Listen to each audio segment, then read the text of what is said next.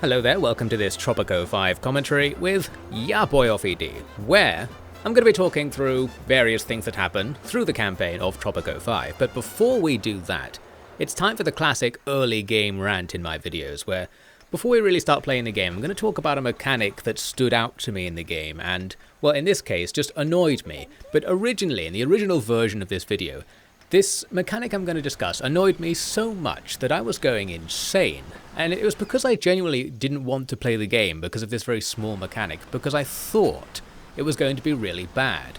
But this, in a rare twist, is me after having completed the game, coming back to tell you that this complaint I had in the beginning wasn't that big of a deal. So what is the complaint? It's that this is a no numbers game, something I was ranting about in a previous video as well. So it's a city builder game where you're just managing a whole bunch of numbers basically. You've got unemployment, you've got various happiness stats, and you need to make them be good. Or do you? This is the revelation with Tropico really. I was getting really mad at the game because a lot of the numbers that you're supposed to be improving through the gameplay aren't on the screen almost all the time. They're mostly stored in this separate stats screen, which you have to pause the game to look at. And I was thinking of this as being analogous to, say, you're playing an RPG and you have to pause the game and look up your health during combat to see what it is. And this stops the flow of the action, and it's something you need to know all the time. So why is it in a menu? Here's the menu in question on the screen here. Things like homelessness, unemployment. You need to know those numbers to make decisions about what to build. And that's like what you do in the game. It's a city builder. You need to be building things all the time. So why not have the stuff about building be on the screen, or at least in the building menu or something like that? Well, I'm starting to make the exact same rant again. Basically, I got really anxious about that mechanic because I was just thinking, I can't play this game well because the information you need to play the game well isn't there. And the thing is, it doesn't matter very much. That's what I'm coming back to say. So I wanted to defend Tropico for making this decision. Even though it's still bad, it's still like, there's no advantage to doing it like this. I really think they should have put the numbers on the screen. You can just play in the vibes-based economic mode of some of the other games I've played recently, other city games like Caesar 3 and that beaver thing, where because you don't know how the economy in the game works, and it just doesn't really tell you how it works, you don't need to make it work good, which is sort of frustrating. In those games I was also frustrated that I couldn't make the economy work good. And you'll see more of this rant much later in the video when I'm doing my commentary as I go through it, but I'm going to keep referring to this lack of numbers. And while I was being annoyed by it, I was getting less and less annoyed throughout the video. The simple reason is that rather than it being a case of you needing to know these numbers and having to constantly look them up like your health in an RPG, it's more like the numbers are there if you really want to look at them, but you're kind of supposed to just not want to look at them. I think that's what they were going for, and that's what really tripped me up about this game. I was so anxious the whole time that I need to perfect my unemployment, I need to perfect my homeless, things like that. This isn't a game about perfection at all, it's about just barely doing it and not caring. That's kind of the vibe of the game, which conflicted with my city building preferences. However, as in previous games that have this exact same issue, once I've switched the thing in my brain to say, hey, just don't care, it's fine. And this actually happened fairly early on, so while I was still kind of annoyed about this mechanic the entire time, like in something like Caesar 3, which I did a big commentary on, it's not that bad, and it's definitely less bad than I made it out to be in my original comments on it, and that's why I've re-recorded my original comments on it. So there you go. The other thing I will say, which I did in my original rant, and, well, it's not relevant, but I'm just going to give it to you anyway, is that you could interpret a lack of information as being a really high-level game designer's art decision, where because we're a dictator in this game, it's supposed to be simulating that dictators are kind of careless and don't really have access to the information they would need to dictate. Single human beings can't comprehend the information needed to run a society, so you can't rely on one person to make all of the decisions. That sort of, political commentary or something. You could interpret the game as doing that by being like, hey, you as the dictator, you don't really know what's happening on your island. You could go and look it up, but it's annoying, and you'd probably rather not. Like, a real dictator probably would rather not go through the process of working out the economic stats of their island. They would just guess, or just not care. And in this game, just guessing and not caring That works pretty well. It's a pretty easy city builder. So while it has all these number-based challenges, and I'm mad that it doesn't tell you the numbers related to the number-based challenges, they're not very challenging, and if you just barely do them, if you just scrape by, that's pretty much fine. The game gives you plenty of options to play it like that, so you just have to be real casual about this, which is not how I was at first, but I became more and more casual. So let's skip over now to the beginning of my campaign commentary, just keeping in mind that I was mad, but got less mad as things go along. Here we are at the beginning of the main campaign mode, where it puts us on this island, and we're told to do something. Well, at first it doesn't tell you to do anything, but I had a vague idea of what I was going to do, or what I thought I was going to do. I was looking around the island, thinking, we'll do this here, do that there, there's a nice tourist area at the top. It did say in the cutscene vaguely what you're supposed to do in the game, something about making industries, tourism sites, and exporting things to get cash. I had got to some extent the wrong idea of how this campaign was going to go though, as we'll see. Well, to start off, let's build some city. We're playing a city builder, the standard sort of thing. We need to make houses and a food supply and some buildings that make money so we can make more houses and food supply, and ultimately make the number of people we have go up. Although the game will provide various more specific objectives, and that's something I quite like about this game. It gives you loads of very specific things to do as you build your town, which helps give you some focus and gives, in retrospect, what is much needed variety, because as we'll see, it is going to ask you to do what I'm doing here a lot of times, and that in turn is one of the game's main downsides, at least for me playing this very early on. That appears to be one of its downsides. Your player character exists in the world, as you can see there. I'm not sure that does anything, but there you go, a nice detail. So here's one of these goals I was talking about. It tells you to do things now and again, giving you some things to work towards.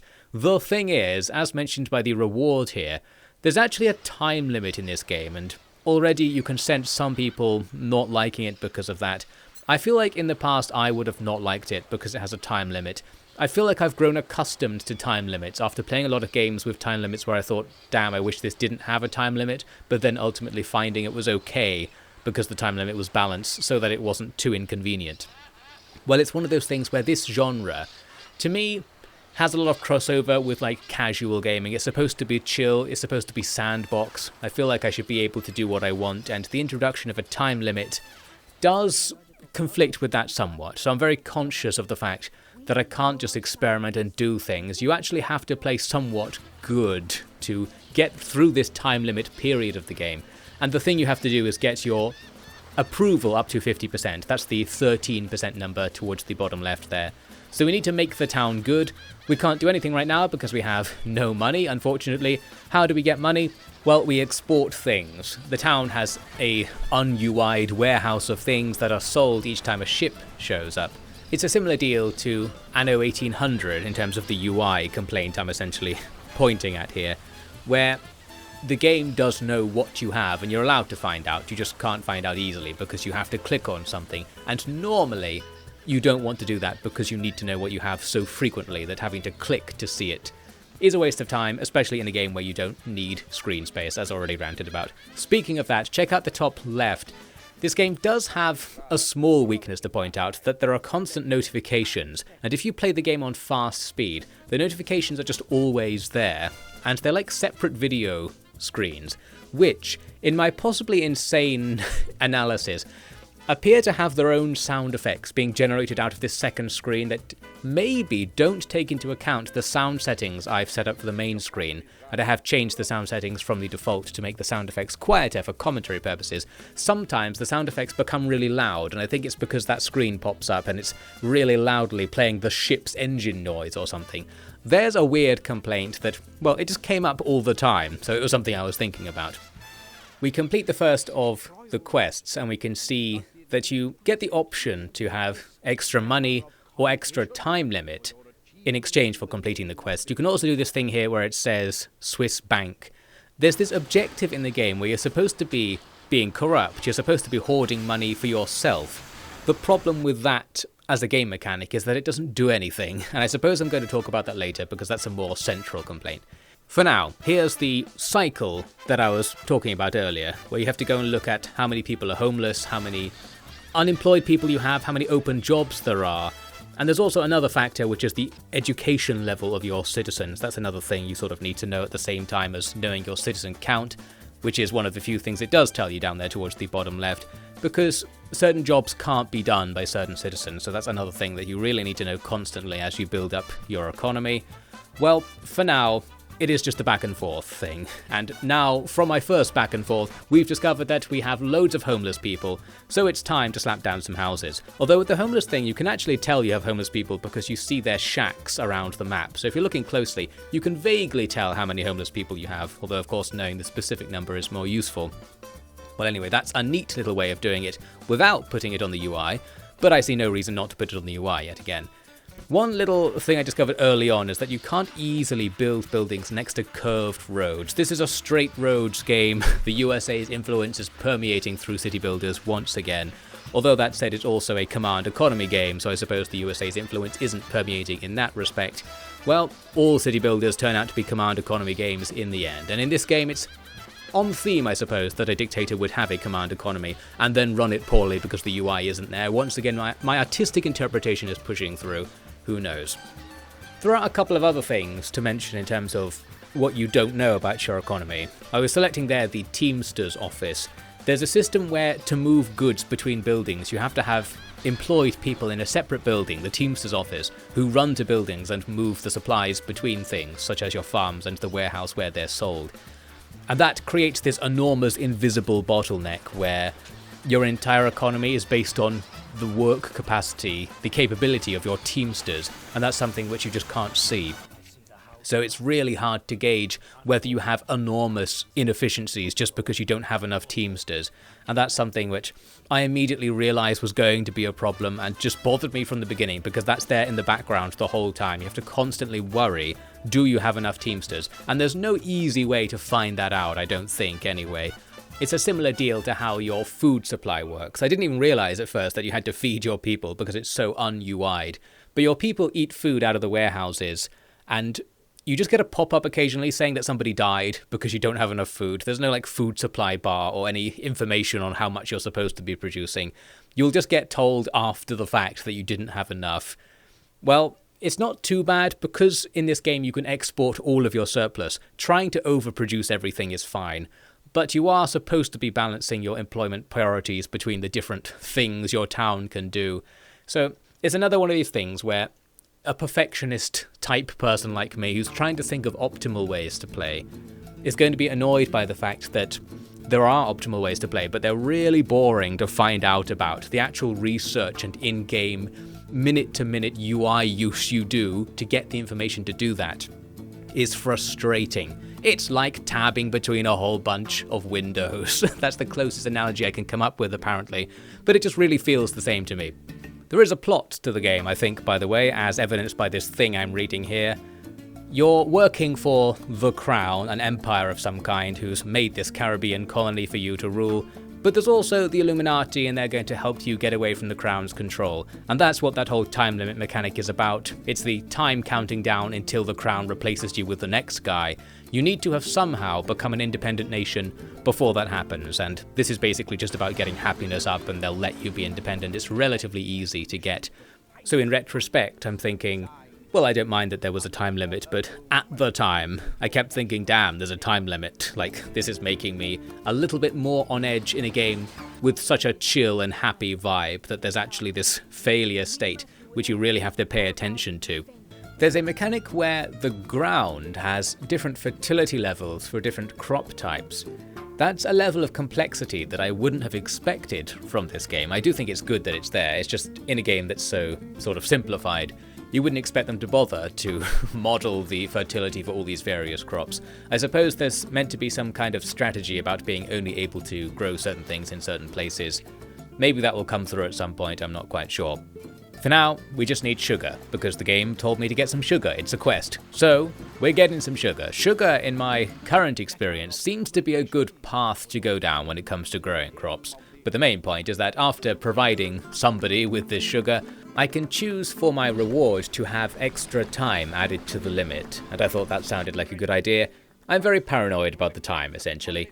We've got a research tree working in the background. We've just unlocked one of the first level upgrades that allows you to make your farms a bit better. Or does it? Well, it's hard to say. This is another UI nerd concern. You can see I can upgrade my farm for $4,000 to get 10 extra effectiveness. What that means isn't clear, so measuring what an upgrade does in terms of an in-game arbitrary number probably isn't the best idea, because you have to be very experienced to know what it's talking about. Here we can see that it has an effectiveness now of 132, so what is it worth? Changing that to 142, is it worth $4,000? My judgment right now would be no, but at the time I clearly thought yes. I was probably just trying it to see what happened. So I think you're more likely to benefit from upgrades like that later into the game when the money is less useful for other things. But we've done it now, and perhaps having it in terms of the farm's output, or its financial output ideally, would be a little bit clearer and easier to work out what to do with that, essentially. Well, here's the main gameplay loop. Looking at the stuff in the book, we go, well, we've got tons of homeless people, and now we're going to make some homes. I tended to be cycling between doing that loop and the unemployment loop, so checking if people are unemployed, and if they are, that's when you can do your next part of your economic expansion plan, although a lot of the time I tended to just build things that I don't have employees for anyway because I got bored of not building them. Another little concern is that I can't tell how important it is to put roads down. You can see there I put a road to connect these new houses to an existing road. I feel like in the game you don't really need to put roads most places. We'll come back to that, I suppose, as I work out what's going on. Right now, I got a little bit screwed over because my new district I was making got destroyed in a triple tornado. Well, such is life. So the game does have random events like this, which will present you with challenges. You can actually turn them off, I think, at the beginning of the campaign. But I've gone with all of the default settings for my usual complaint standard. So there you go, I got screwed over by that. That's unfortunate. Here was a fortunate thing, though. I got a mission that I've already completed, so I can instantly take the extra mandate time. Now the question is, what do we do about having been leveled by a tornado? And fortunately, the game's quite good about this. It does the ideal thing, in my opinion.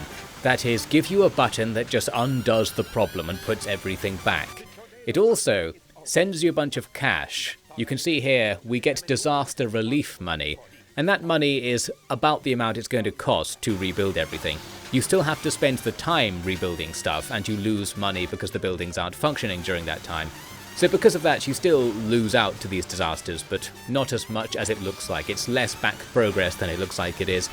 I suppose it's just a fun little thing to have to deal with, but it gives you the deal with it button so you don't actually have to do anything, and I'm very appreciative of that. I wouldn't want to actually go through the menus and put all the buildings down again or remember what they were. That would be really annoying to me, especially so early in the game. There's actually this law you can use to make that less bad if you feel like you're going to get really annihilated by tornadoes. But because we're on the default settings where it just happens occasionally, we probably don't need that. This first law caught my eye. It says increases food consumption, but makes everybody more happy. Well, happiness is what we need right now to progress in the campaign. And food consumption, well, who even knows what our food consumption is? We quite literally don't know what it is. So increasing that doesn't feel like a downside. Something bad just happened and nobody can tell. I think that's really one of the stats they should throw onto the UI. I'm not even sure if food consumption is listed in the menu for the UI, the book thing as well, so I don't know if you can work out how much food you actually need to produce. You can gradually work out how much food you do produce if you click on all of your farms and add up the numbers between them at the very least, but that's annoying enough that it makes me think you're not supposed to do it. A little note here. I was just building there a second Teamsters office, and this is adding on to the point I made earlier, where your economy is moved around by a certain kind of employee, the Teamsters. But there's no easy way to know how many of those are required to operate your economy as it stands. So I feel like you just have to go overboard and build them all the time, otherwise you might be losing efficiency. However, this is based on absolutely no evidence whatsoever, so for all I know, just having one building is enough to cover the entire economy. It probably isn't, but the point is you can't know. You have to stare at your citizens and try to work out what they're doing, which is probably not the best way to use time. Not quite sure, but I would like to see an easier way, some sort of summary of how much workload the Teamsters have overall, so you can know if your town needs more of them, that sort of thing. It's another of these mechanics where, from experience, you can work out what the optimal setup is, and then you might feel extra gameplay satisfaction, knowing that it's not easy to find out, but that you now know it. So there's a sort of favours the expert setup going on there, where it's not necessarily an automatic bad thing to not give the player that information, because you could consider them vaguely working out the vibe space information correctly to be part of the gameplay progress, to be part of how a player learns to play the game. But I still think that's a worse overall picture than just giving you a number and letting anybody potentially know what to do strategically with that mechanic.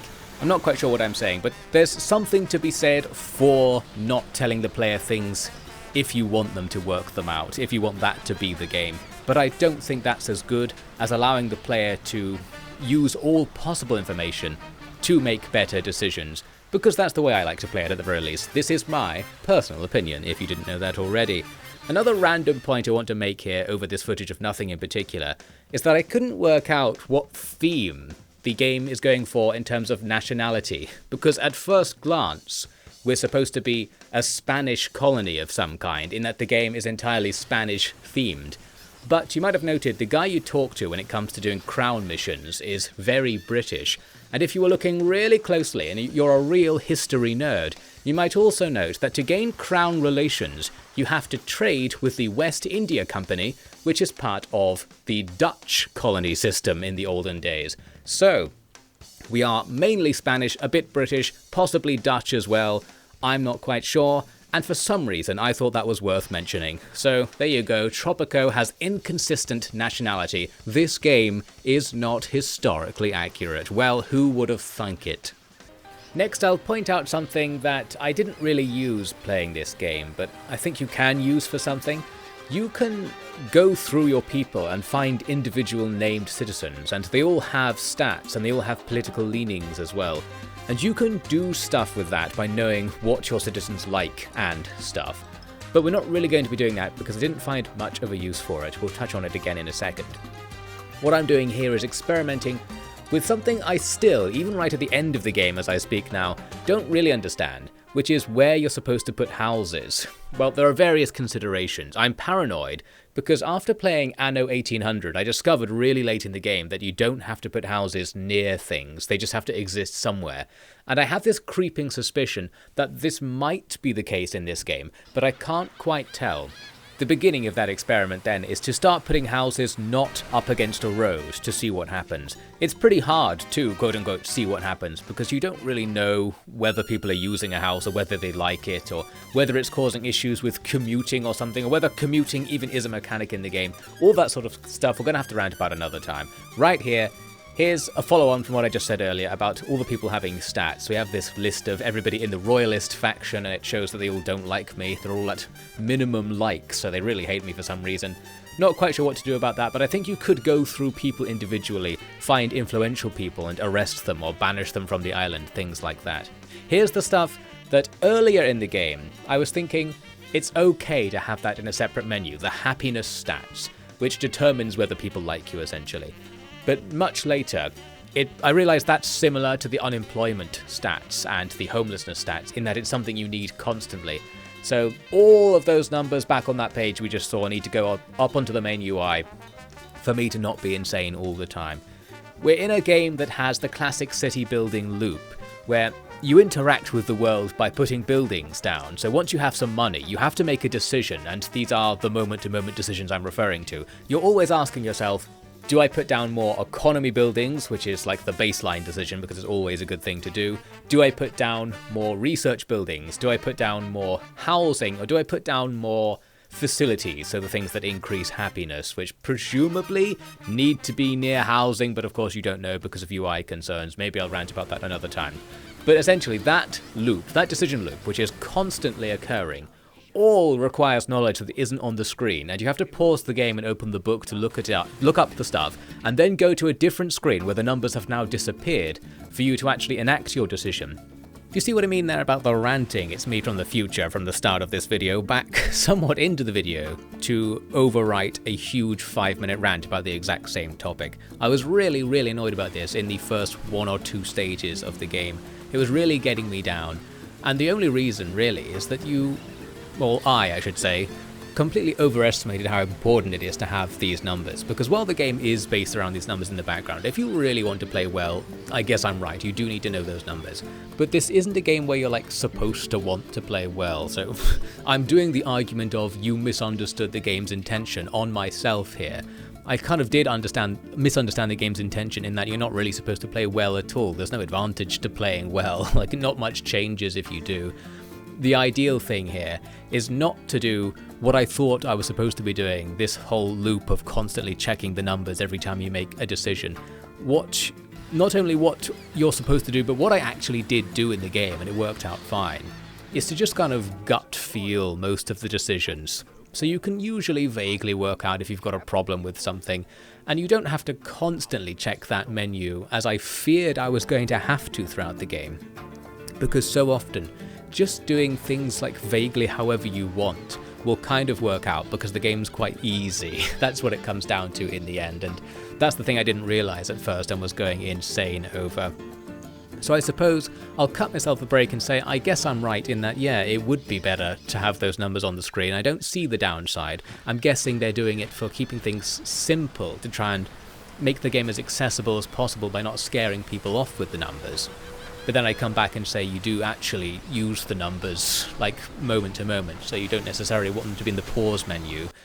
Well, you can see in the footage, I actually rarely use the numbers. I just build things without looking at them. Even from the beginning, I didn't want to do that. And I think that's fine. Getting to the point when I'm starting to think, maybe my actual recommendation for the game would be, well, something that I hinted at in my original rant that I deleted, where if it's going to be a no numbers game, just delete the numbers entirely. Don't even tease me by having like access to the numbers in an annoying menu or having to go out of my way to get the numbers. Just make it so that you can't get the numbers, and then I wouldn't have complained. Like then everything would have been fine, because that indicates to the player that you don't need to worry about it too much. And to some extent, having the numbers be hidden away could also be said to be indicating you're not supposed to worry about it. But I was more like, well, I am worrying about it, and I'm annoyed that it's hard for me to get those numbers. So it backfired, I suppose, if that was the intention of keeping the numbers somewhat hidden. But then again, I am insane, which is the main point to remember, of course, in all of this. So I've just saved you a few minutes. Let's move on to the next thing that happens. What I'm actually doing here is trying to get my happiness over 50%. It's at 50% right now, so we're nearly there. We need to do that to declare independence. Once you have 51%, you can be independent, which in effect is like leveling up your tech tree. You unlock a whole bunch of potential new techs to research, and perhaps more importantly, it removes the time limit. Now, I originally was going to wait and use up more of the time limit before I did this.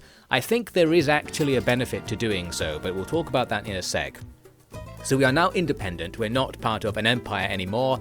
That means the time limit is gone. A very odd system having the time limit be only at the beginning. Well, I'll talk about that more in a moment. First, we have the Constitution. This is a mechanic that I quite like.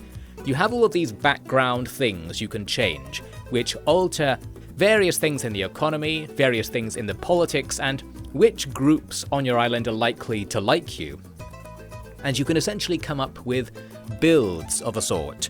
So you could go for a capitalist build, say, or a socialist build, and this also affects how other countries will perceive you as well. You can only do this a little bit at first. You unlock more of your constitution later to shape what your island is like. And it's also a nice roleplay way of putting this mechanic in the game, the mechanic of altering things at a top-down level, in a law-appropriate sort of way. This is good. Constitution good. You can see I'm going for a democratic theocracy, so just going to mix up things here, go for something new perhaps, I don't know. Being a theocracy makes your churches also reduce crime, and because we don't have any police stations, and because I didn't remember to build them for a long time on this island, well, that's going to help me out actually. But anyway, I also chose a policy that means that uneducated people can't join the army, which means a whole bunch of people got kicked out because everybody was uneducated, as it turns out. Well, we'll also be able to solve that at some point if we really try. Hopefully, we won't get invaded. The thing is, I'm talking about future concerns here and moving on from what we've just done. But that is not what happens in the game, and I was very surprised by this. You've just unlocked the next age, you've aged up, but it's also the end of the mission. And this game is organised in a way that I did not expect, and when I first came across this revelation, I did not like it at all, and well, here's what's happening. We're getting kicked out right here, back to the menu. The missions aren't continuous on the same map. That's the big thing that I did not expect to be happening in the game. The missions take place on maps, but it's not the complete opposite, as in each mission is a new map where you start again. Although, that's what I thought it was like at first, so I have to sort of talk you through what happened in real time versus what I know now. So here, I go into the second level, and it's a new map, you're just starting again, and I was really against this. This was almost the end of this series. I was going to stop the commentary here saying that this is a devastating flaw, but I had a sneaking suspicion that it can't be like this, because it would be too bad to make you build a town and then just delete it and make you build another one. This isn't unheard of. For example, I did a playthrough of Caesar 3 recently, which was a bit like this. But in this game, with this big tech tree and this whole island to build over, I thought it can't possibly allow you to build a small town and then just make you start again, especially because playing the start of the game isn't very interesting. So having the first and second level both be playing the start of the game in different places just feels like you're being sent back for no reason. You're playing one of the worst parts of the game twice in quick succession with no indication that it's going to stop doing this, and I was worried that I'd have to start the game again every mission. I wanted it to be more like Anno 1800, where it's a whole bunch of story missions taking place over a continuous campaign. We are building up the same town over time. It's just the missions that are changing and what you have to do with the town that changes. And to some extent, as people may know if you've played this, it actually is like that, but essentially they've got a bit of a mix where you do actually go back to the towns you make in the past for future missions to do different missions in those towns. So there's a sort of persistent town going on. It's just that you switch between different ones. I think so far there are 4 islands you have to build up that I've seen so far in the game.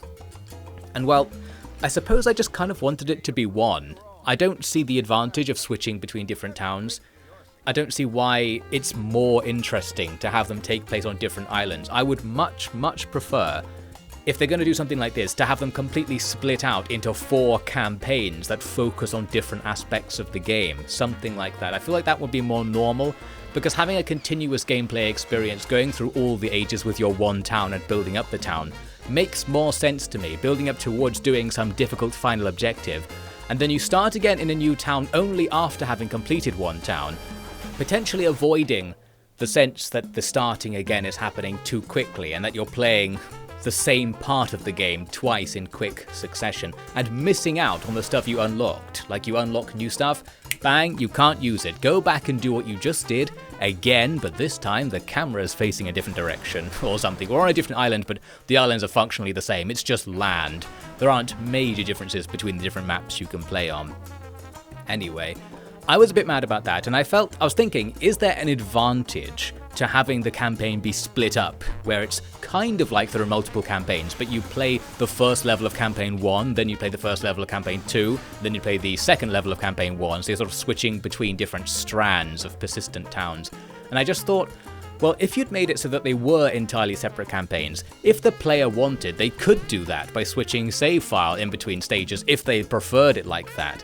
I don't think there's an advantage to making it be like that. Well, at least for me, I was mad, and I actually stopped playing the game for a while at the start of this stage in anticipation of not liking that idea, but I came back later to finish the second stage to see what would happen, and only after that did I realise I would get to go back to my first town, which was the one I preferred.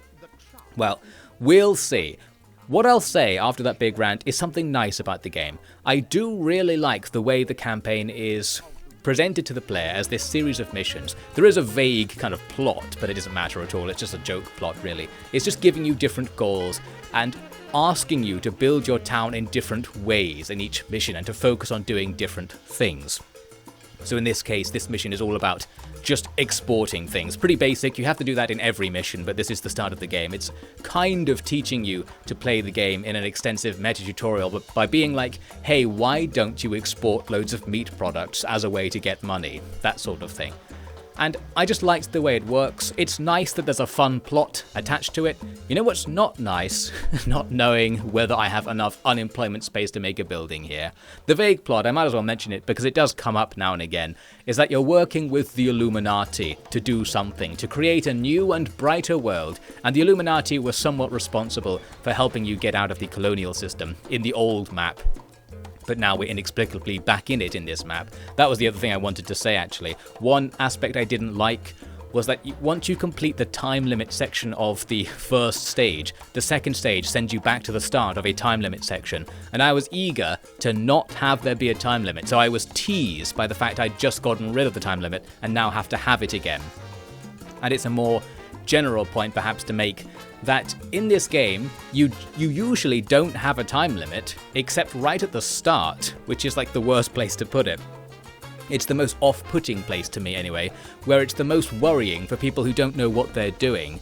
And I just feel like if you're going to have a time limit where you really need to plan out what you're doing and try to do things quickly, I think it might be less anxiety-inducing and less slightly off-putting if the beginning of the first and second stage didn't have a time limit, because later you play most of the game without that time limit and it's much chiller, it's much more casual, it's much more in line with the vibe of the game to not have a time limit, and you usually don't. So it's very weird that the most incongruous part of that setup is the very beginning, when you want it to be as congruous as possible. Is that a word? I don't know.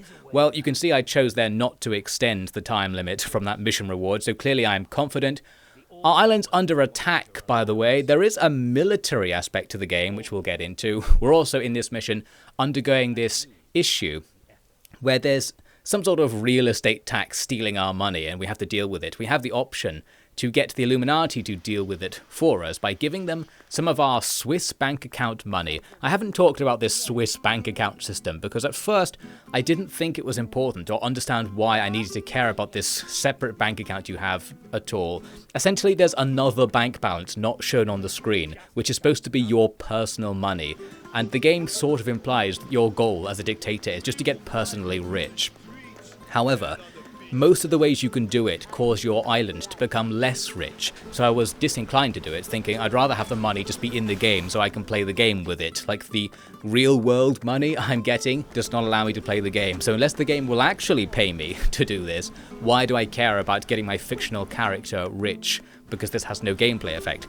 It turns out, I discovered way later, there are some gameplay effects to making the dictator personally rich, and it's actually kind of useful to do, so maybe you do want to do it, because there are things you can do with it that you can't do with it with normal money for whatever reason. We'll come back to that way later. Right now, we're getting killed by pirates, and there's actually not very much you can do about this. You have military units. We have one now that's spawned from our dictator's mansion, but they're not really under your control. They just go and guard places that it looks like the enemy are going to attack. But here, because we're being attacked by two groups of enemies, we can only guard against one of them, so we just have to let the other one kill us. They're going to go and destroy one of our farms. So here's a little look at the intense combat. You can't control it, as I said, but I did later discover there are some possible strategies where you can affect the way the out-of-control combats are going to play out. Looks like here we're in trouble because we're getting overwhelmed and swarmed, but a dynasty member has come back from school. What's this dynasty member system? Again, I'll have to talk about that later because it's related to this Swiss bank account system. There's stuff happening in the background that, on the face of it, doesn't affect the game, but I later discovered does. Our troops are promptly killed in this engagement, so now we just have to let the pirates do whatever they want. So it's time to find out what happens if you're just at the pirates' mercy. Well, they destroy things, similar to a disaster in that you can click a button to rebuild it easily enough, so that's nice. All I can really do is go about my business. I can just go back to playing the game and the pirates will just be roaming around, and I was just left hoping, well, maybe they'll stop eventually. And the good news is, they do stop eventually. Once they've destroyed the targeted buildings, they despawn. And it says in the top left that they couldn't plunder any money because we have negative money. So I suppose what normally happens is they steal some of your bank balance as they despawn. But here, the joke's on them, I'm so poor, there's no point pirating this island. I can try to rebuild what was lost, but that would cost money right now, and we are lacking money, so we'll wait a bit. But that was that. The money question, though, makes me wonder, how much does it actually cost to stop the pirates? We're back at it again with this kind of assessment. It might genuinely be cheaper in the game to lose things to the pirates than to make all of the buildings and pay all of the workers you need to stop the pirates, because it's not that bad being attacked. That's my anecdotal experience. Well, we'll look at that in a second. Another similar question that comes to mind is how economic it is to bother giving people homes. We're really asking the true rulership questions now, because I was trying to make sure that everybody had a home, but I don't know what this does in the game, and I'm beginning to suspect it doesn't do anything. So people living in shacks are absolutely fine, they work the same amount, they have access to the facilities and stuff. It's just that giving them a house increases one of the many happiness score subsets, but because there are so many different things that change happiness and housing is just one of them, it might be quite feasible to not build any houses. That's what I'm saying. I might experiment with that later. This stage comes to a very sudden end, because you just had to export a certain amount of resources, and we did it a bit faster than expected, I suppose, because most of the mission objectives hadn't been fulfilled, all of the sub-objectives. And I thought that was a shame, but at least being popped out of the stage reveals to me that the next stage brings me back to one of the same two islands we've now started. So we're going to go with the second island again to have some sense of continuity with my previous gameplay session. But again, it brings up the question of why is it kicking me out and putting me back in? I'd much prefer it if it was a continuous campaign and they'd worked out a way to do that. So because we're in a new mission now, a few things have changed, but the island is broadly persistent. So we're now not in the colonial era, for example, we've moved forward into the future. But the locations of buildings and your research tree remain the same, and this opens up the classic question of any persistent game like this, where it's mission after mission, where to some extent your performance in one mission depends on what you did in previous missions. And it's pretty strong here because we're using the town from the old mission. So that means in the old mission, I should not have completed it. It's one of those situations where what I should do in each mission is try not to win, to drag the mission out as long as possible, giving me as much time to develop myself ready for the next mission. Easier to do once you've already played the game. And what I can't tell is whether I think that's a good or bad thing. I kind of like the idea that you could go back and exploit almost the game by just knowing what's going to happen and making ideal towns on the relevant islands before the missions you need them for come up. That could be fun and sneaky, but I also, while playing, don't like my knowledge that I could do that. So I'm constantly thinking, an objective's come up, but maybe I shouldn't do it. I have to second guess the game, now knowing that there are these opportunities to get ahead if you don't do what the game says quite so quickly and don't play optimally to make things go optimally more in the future. Well, speaking of optimally, things are going very well for this new battle. The gimmick in this stage is that you get attacked a lot. So we can talk again about this question of, should I bother to stop the attacks? I set up a guard tower, as you saw there, but it does not resist attacks very much. And the guard tower, for example, requires 2 employees, it costs a couple of thousand money to build, and while it's not fighting, which is almost all the time, you still have to pay it the same amount of money to operate. So if you set up your island so that it could defeat these enemy squads, how much money would I have to spend on buildings? How much money would I be spending every unknown time unit on the building's upkeep? So the total cost of not getting some buildings destroyed in an invasion might very plausibly be way higher than the cost of losing and replacing those buildings. That's what I'm proposing here. I'm beginning to formulate in my mind the no houses, no military buildings challenge run to see if this will somehow prove to be actually cheaper and superior because of the way all of the hidden costs of these things add up in the background. A similar complaint to what I was ranting about in Star Sector recently. I think I've just got Star Sector still in my brain, and I'm detecting a similar issue with this game that probably doesn't matter nearly as much. Anyway, another thing I was trying is during the invasion, trying to whip out buildings. You can pay extra, usually double, to make a building just appear on the map instead of having your people construct it. However, they have stopped me from doing this. This message appears saying it will only be completed after the battle. So you can't build while the enemy are on your island, stopping you from instantly walling off an area or slapping down loads of guard posts where the enemy are attacking, that sort of thing.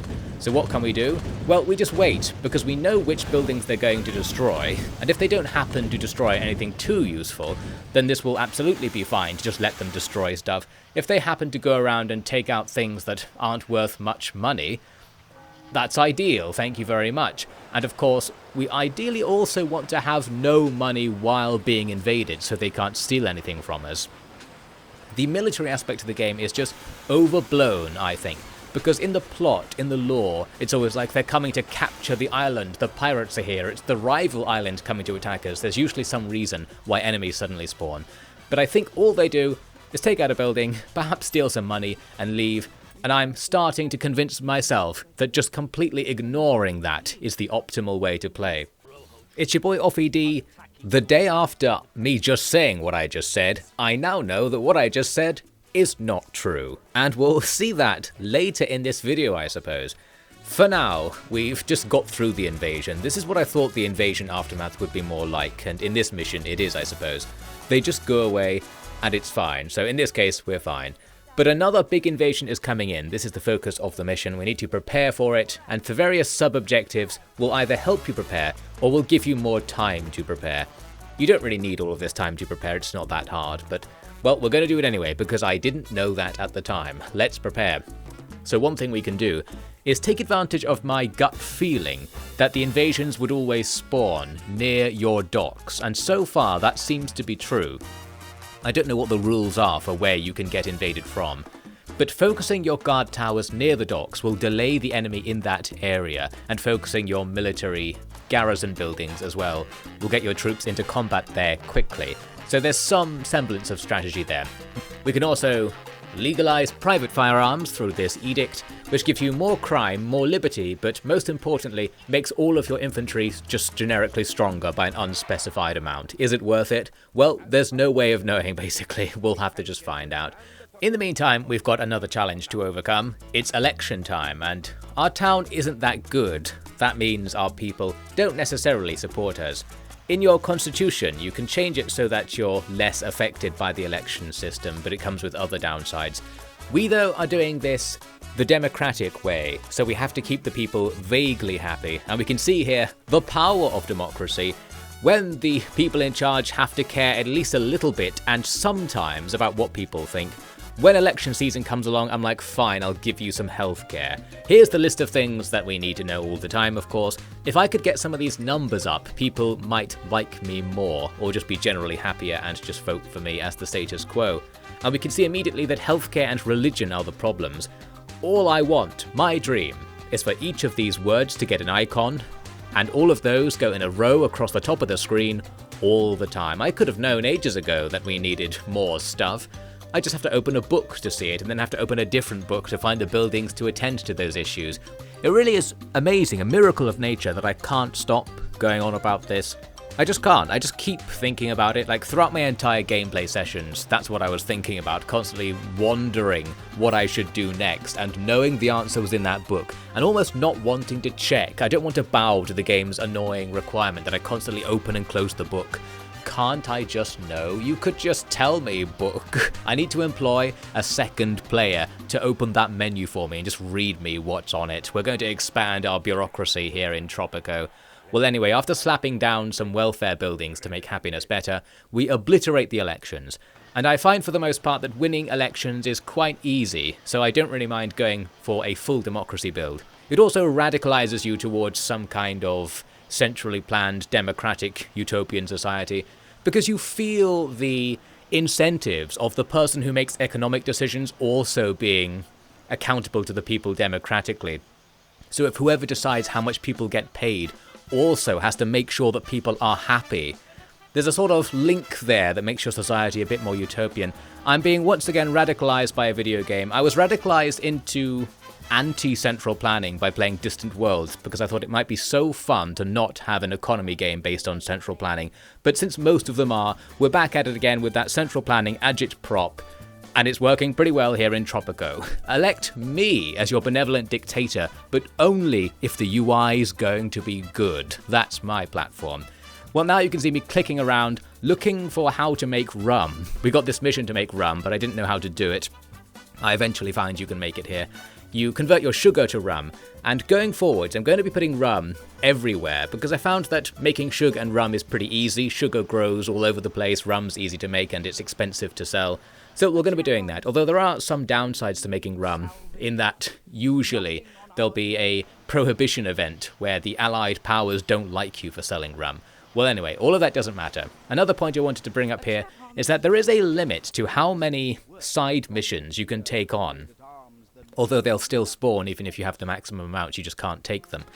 What I wonder, in my annoying game design head, is were the game directors, designers thinking there should be a limit on how many missions you can have? Were they thinking the game's too easy if you can take on too many missions because you get too many rewards? Were they thinking it's too hard because it's too many different things for players to think about at the same time, and they wanted to keep it simpler by limiting how many missions you could get, but they didn't want to go through the annoyance of changing the code to limit how many missions would spawn, so they just made it so that you can't do them when they do spawn?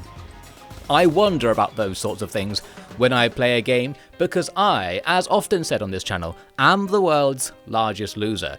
But such is my fate. I am not the hero you want, I'm the hero you need. You need somebody to tell you when the UI on a game could be 1% better. And that's my role in society, it seems. Or at least it should be. Why is nobody paying me to do this? I'm sure people get paid for this job. Well, anyway, a bit later, we're expanding out of our initial town. We're going to take this mine over here. There are various buildings that require you to mine resources. And in particular, I want to get steel, which means you have to mine coal and iron. And to make power, you need coal as well. So to expand out along the tech tree, it's time to get this island nice and polluted. I actually thought that pollution was going to be more of a mechanic in this game when I started playing it, because you do a lot of deforesting, and there are fertility levels on the ground. There is a pollution system and a pollution mechanic. It just doesn't make an enormous difference. There's no visual difference. I can't tell what the problem is putting a massive coal power plant on the middle of this small island is, and there might be no problem at all with it really, because it's just balanced like that. So it's fine, and later you'll have the option to not have coal power plants everywhere, which might be nice for people, but I don't think it kills off people in the same way it did in real life, especially in my glorious country, the UK, when things got very coaly at one point. Although that said, to make another game designer's art point, it comes to mind that back in the day when everybody was constantly dying of coal fumes, it was really hard to work out that that particular thing was what was killing them or tipping them over the edge of their unhealth so that they did die, if only they weren't near coal power plants. Hundreds of thousands of people would have survived, that sort of thing. It was really hard to notice that, and it's in retrospect that we know how bad it was. So, in the game, me not really knowing if it's a problem that I've put this gigantic textile mill right next to the farms, and on the other side of the town there'll be a coal power plant, there's a rum distillery, we're going to put steel refineries down, there's going to be emissions and poisonous gases flowing in every direction in this town. There'll be no escape. But because the game doesn't really tell you if your health is being impacted by this, I can just sit back and say, well, it probably isn't. And is that an artistic argument for, again, the lack of information that a overarching ruler will have? If they simply don't know the pollution is killing their people, are they really responsible for the pollution killing their people? Well, it's an interesting question that this game certainly did not intend to be asking. But again, I already said that I'm the hugest loser in the world, so this extends into my artistic interpretation of the most basic, banal game mechanics. I'm clearly extremely bored while playing games, so I have to make them seem much more significant than they are. And I think that's how cultural appreciation of art truly begins, that mindset. So in many ways, I'm advancing the cause of games as art by being an enormous and annoying blowhard. That's the secret. Well, let's see what I say next. A new mechanic has emerged. This time it's droughts. Droughts are one of the chiller disasters, I think, because they don't really matter that much. Your people don't drink water, that's one of the big strengths of the Tropican people, so there being a drought doesn't make much difference. It does mean there are fires, and I remembered how to deal with fires as the fires started. You can upgrade the police station to also be a fire station. But you might have noted, it says it costs 25% more in the budget to have it also be a fire station. But again, most of the time, that extra budget doesn't do anything. The fire trucks only spawn if there's a fire. They can't do anything in the meantime or prevent fires. And fires are pretty rare. I don't think I've ever seen a fire happen outside of one of these drought events. So, there's a real chance here that not preventing fires would be worth it. Although there'll be an RNG element because a fire could do a negligible amount of damage, like it is here, just burning this random house down. Or it could burn down something really expensive, I don't know. I like to believe that not putting fires out, like the military thing, might somehow be a secret way to actually optimally play in a counterintuitive sort of way, because you just can't really tell how expensive stopping this is, and it might actually be really expensive for all I know. I don't even know in the budgets for buildings what the time unit on the budget is. It just says the budget is $400. If that's per year, that's not very much. If it's per month, it's a lot. And you just don't know. Well, speaking of don't know, time to look up whether we can do anything in the book. I'm just looking to see if we have unemployed people that I can use to expand the economy. We don't, so we won't do anything right now. People might show up eventually.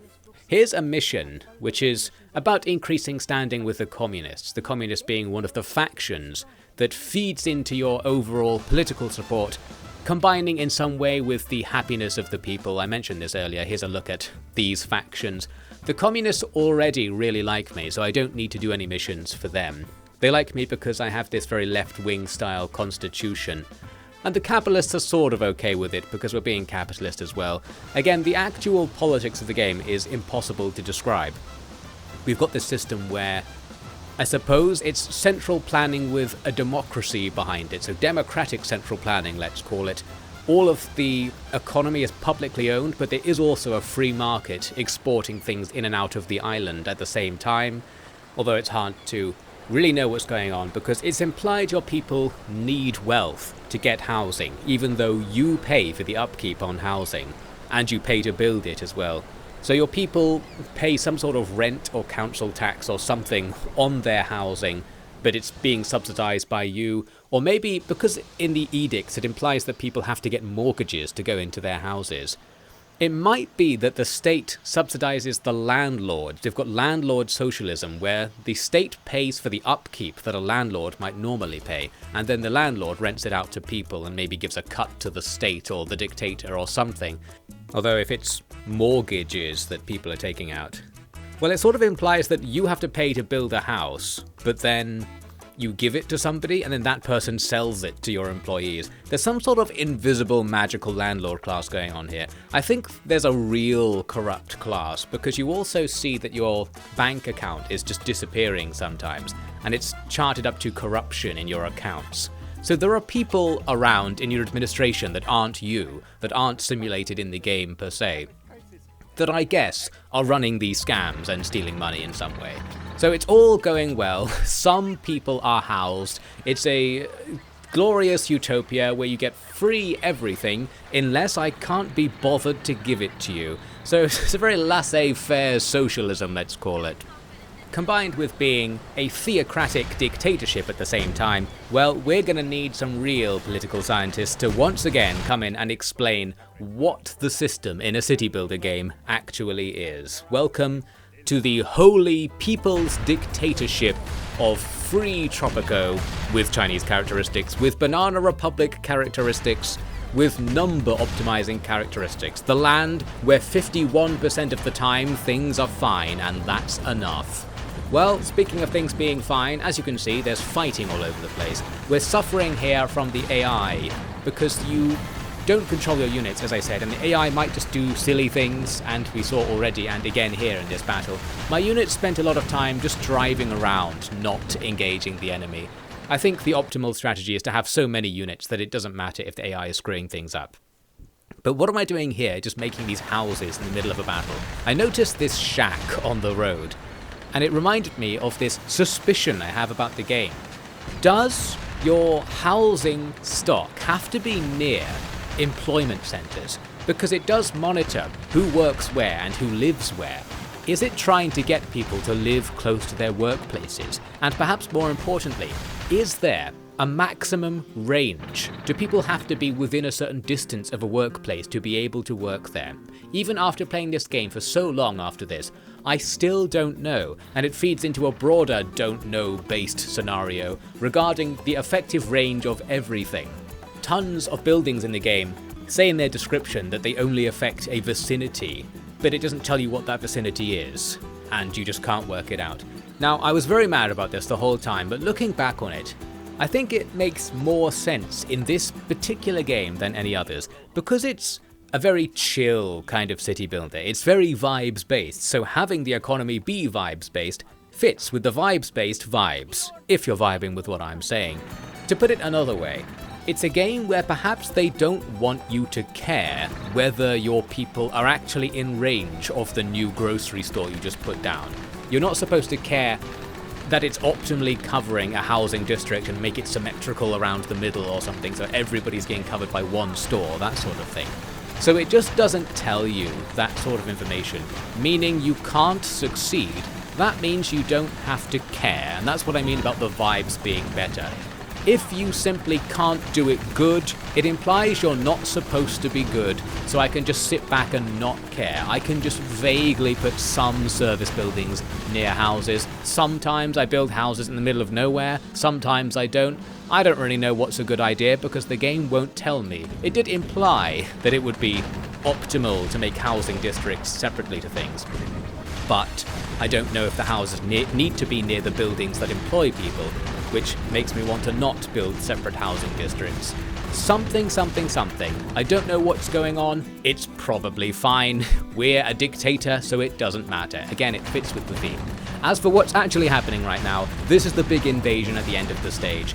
But this one's going much better than the earlier battles because the enemy stopped very near the edge of town to fight buildings, and my units are just shooting at the enemy while the enemy is shooting at the buildings, so this is optimal.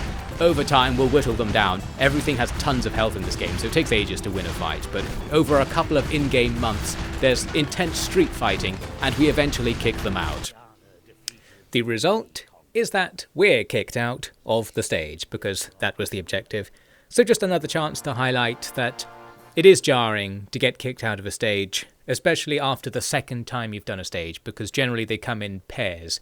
Or to put it another way, it lets you play the same island twice, but then for the next goal you'll have to switch to the other island here in the 2-island setup you have at the beginning. So I'm annoyed about that still, essentially. I don't see the advantage. I can't see the advantage. Well, we're back to the island from earlier. This just means you have to go through what you were doing and sort of reset your head process, like what was I trying to do with this island, what are the numbers, where are the numbers, that sort of thing. You'll eventually get back into the groove, but you'll have to know that that groove is going to be dislodged eventually to go back to the other island, by which point you will have forgotten everything. Well, in this mission, we need to collect some Swiss bank account balance, the other bank account I mentioned before, and I still have no use for this account, so this mission was the first time when I really tried to put money into it. There are some objectives, like this one, that allow you to put money into it. Normally, you do this thing called the Building Permit Edict, which means every time you put buildings down, part of the cost goes into your Swiss bank account. And then there are various other minor things around the place where you can make buildings siphon money into your account.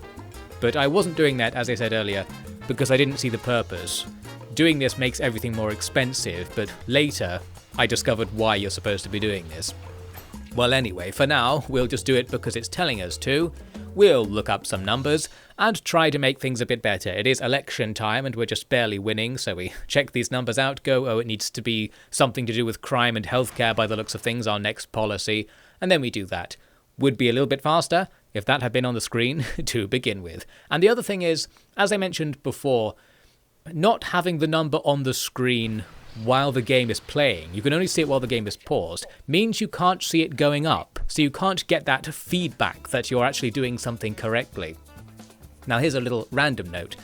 You get some money by playing a lottery at one point in this stage, and it tells you what the numbers were, 1, 2, 3, 4, 5, 6. How unlikely? Well, about as likely as every other combination as it happens. And I only bring this up because it happened to matter that you actually know what the numbers were. Why? Well, it's going to come up later, so we'll come back to that. Here's a note to say, I found out that the fishing wharves you can use to get fish for your people will eventually stop working because you can overfish the nearby waters, and I was surprised by that. I thought in a game this sort of simple and abstract, it's not going to bother having something like overfishing. For example, it doesn't have the soil depletion mechanic that would be the equivalent thing on land. I would have expected it to be more simple. I don't know if it would be better if it was more simple, potentially, so it's more fire and forget, but anyway, forgetting that for now. I'm currently doing some exploring. At the start of the game, you can't build on fog of war areas without sending troops to explore them first. And the issue with this is that it's a little bit difficult to explore the mining sites, because you have to unveil the fog of war across more than just the entrance to build in a mining site. You have to kind of explore inside it by walking quite close to the entrance before you can put a mine down. I'm trying to do that here. However, it's not that easy, because the exploring team, while I thought they could just pass through jungles and go directly to this mine, that's where I'm trying to get them to go, it seems they can't for whatever reason. Sometimes they definitely can, but there are kinds of jungles that are impassable to your infantry, it seems. So this team walks over to a different mine further along the cliffs, and then along the cliffs towards the one I'm going for, and this does work in the end. But just a note, there's some sort of pathfinding-y based exploration system towards the beginning of the game that actually goes away because there's a tech in the middle of the tech tree that just reveals the whole map for you. You might have also seen along the way, it said something about a volcano, but nothing came of it, so I don't know what that was. Now interestingly, we've just skipped to the next mission because I probably accidentally deleted some footage or something like that. Well, we got the money, and I did the next mission on the same island, so we're just carrying on with the same town essentially.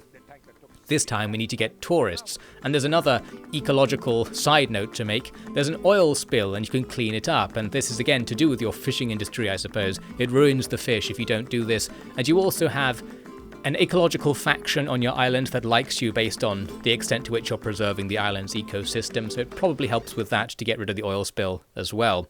So that's just another small detail that you almost wouldn't have expected in such an abstract game. And it's the same deal with what I'm doing here, electricity. I had expected the electricity mechanic to just be you have a demand and a production, but you also need to actually distribute it by putting down substations to extend wiring, as it were, underground, I suppose. And I didn't expect to do that because you don't have to do it for, say, water or sewage supplies. This ain't city skylines. I don't know if I'm bringing this up to say that it's good or bad. I'm just bringing it up for no reason, essentially. There are some mechanics that I guess are more city sim-ish, and ones that are more casual, and they're mixed together, not necessarily in a particularly coherent way, but that's not to say it's bad in any particular way either. It was okay. Well, the reason I was putting down all of those substations is to move power to the other side of the island, because that's where all of the tourists are going to be in my new resort. I'd actually already started building that resort in the previous mission, so it's handy that this mission ended up being about getting new tourists. We'll just keep doing that. I'm not actually sure how the tourist system works because it's not tutorialized, but I figure they act as temporary citizens and they pay you the equivalent of tax in that they're going to your facilities, they give you money in some way. And I can't tell, but I think you also get money just when they show up, like they pay a ticket price to enter your island or something like that. It seems that way. You can't really very closely see where your money's coming from and where it's going. Potentially, again, a deliberate nod towards a dictator not really having control over the details of their realm. Something, something, something. There's a way to get money by making people come and sit on your beaches for a while. I don't know if it's better or worse than, say, putting cattle ranches on the beaches instead, or putting your own people there and making them pay tax or something like that. We're doing it because the game's telling me to do it, and because it's sort of nice to make a pleasant-looking part of the island. There are some ancient ruins over here. You can set up beach resorts and pools and gardens and nice things. And I thought that was pretty good. I like the tourist system in the game, even though it does seem like a tack-on thing, and I can't tell strategically whether it's a good thing to do, just because the information feedback in the game isn't there. I wanted to do it anyway, so we're going to do it. When you put down tourist buildings, it mentions here they have service quality.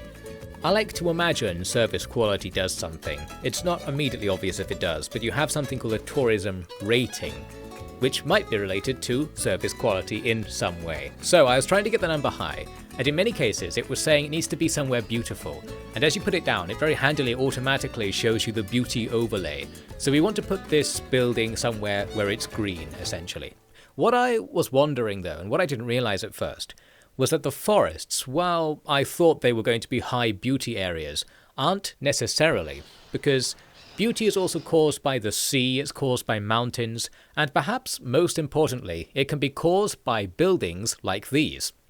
You can put down different trees, non-native trees by the looks of things. If we change what trees are here, the beauty will go up. In particular, I'm going to start spamming this small garden, which actually paves over the area as you put it down, so it's not that much of a garden really, but I was putting it at first only where there weren't trees already, but I think these trees are worth more beauty than normal trees, so it might be better to get rid of the forest, pave it over, and then put trees in the pavement. People might prefer that. Not quite sure, but I think that's where it was going from my vague experiences. You're just looking at a colour changing on a grid, so obviously it's not supposed to be exact. Something is going on there. Here, once you unlock apartment buildings, it explicitly gives you this bonus for putting them next to roads. So this was when I finally realised I guess I wasn't supposed to be putting everything else near roads. I always suspected that because I couldn't tell if it mattered. And this hint is another push in the direction that maybe it doesn't matter, although I still don't quite know. I have this suspicion that I haven't been able to confirm or deny, that your people need to have access to their houses. So if the house is really far from the road, they'll spend ages, say, walking to their house from the road sometimes, and this will reduce the amount of time they're at work, or something like that could be going on in the background. There could be efficiency concerns. I like to believe the game doesn't work like that just because it doesn't seem like that kind of game, but it does bother to tell you where all of the individual people are, as if maybe you need to know that information to work out things like having their route to work be efficient, or something like that. Maybe it was all just for fun and I'm overthinking it. Probably that. Now, as I upgrade this tenement into an apartment, you might note I've got all the apartments at minimum budget.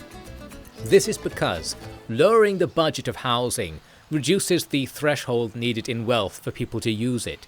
So I need somewhere for poor people to live. The normal houses are where the quote-unquote well-off people live, and the apartments are where the poor people live. But if I don't reduce the budgets on the apartments, then only well-off people can live in apartments. So we've got this kind of reverse subsidy thing. That weird thing I was ranting about earlier is actually affecting the game now. If I pay less, then the people also have to pay less to get into the housing. You'd think it would be the other way around, in that I would be subsidizing the poor people's housing to let them in. But no, if I put less in, everyone else has to put less in. So it's as if I'm subsidizing the landlords less, so the landlords make the housing worse, and as a result the price goes down and the poor people are allowed into the now terrible housing. I think something like that's going on. We don't quite know. But the point is, I was trying to game the system to keep the poor in houses without building the country house, which is the default poor person house. So it's just apartments and regular houses. There is a tier above well-off, the rich people, but in my town I've got no housing at all that is aimed towards rich people, so we're being sort of egalitarian about this. While you can get rich, your lifestyle can't get that much different to other people. We're doing some egalitarian communal living styles or something right here. Maybe the communist faction will be happy that the rich people aren't treated especially well. Actually, I do have one mansion somewhere on the island, so there are like 4 rich people that get to be rich, but there's many more people than that.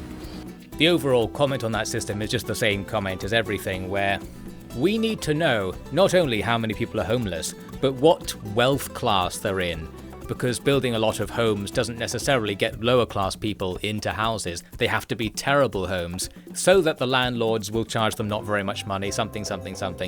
I might even prefer if the game just went whole hog and just said all housing is state owned, and people can go in it for free, essentially. Maybe there needs to be some system to determine who gets the nice house, but I would like it if at least everybody had a house if there was spacing. You can sort of do that by introducing a socialist edict later on. I probably have it now already, actually, so that unemployed and poor people have some money and might be able to afford housing. Well, you can see that aside from that, I'm paving over the island to make an airport. The reason for this is it gives you increased tourism rating. I think my tourism rating is nearly maxed out, so that might not be doing very much. But I also like to think it gives you more tourists, because normally they come in by ship. Now there's another way for them to come in.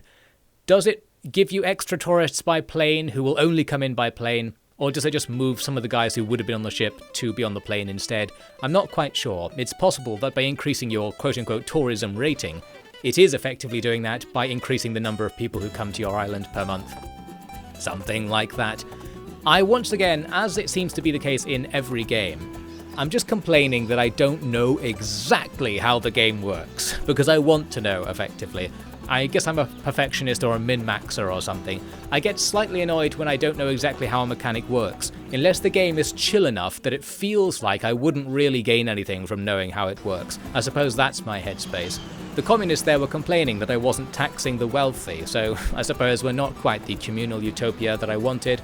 Well, I'm giving you something, communists. I've stopped the wealthy from being that wealthy in your face about it, so it's causing less societal unrest at the very least. Here's that tourism screen, where it tells you some numbers to do with tourism. We've got that maxed out tourism rating. What it's hard to do is work out how much money you're making from tourism, because it just tells you your tourism income. It doesn't tell you how much it costs to get that income. And the income is just in total, it's not over a time period. So it really doesn't even give you the basics of what you would need to know to work out if your tourism setup is working for you.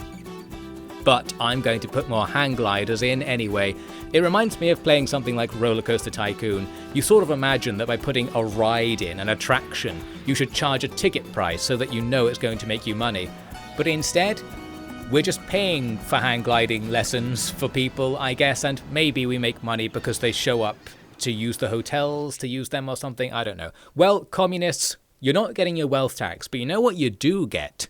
Communally owned, public hand gliding as a human right. Hand gliding for all, paid for through the public treasury.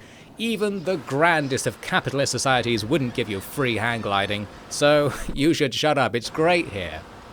Alright communists, I've got bad news. I actually went and checked last night. I bothered to click on the hang gliding club, and it does make you an income in some way.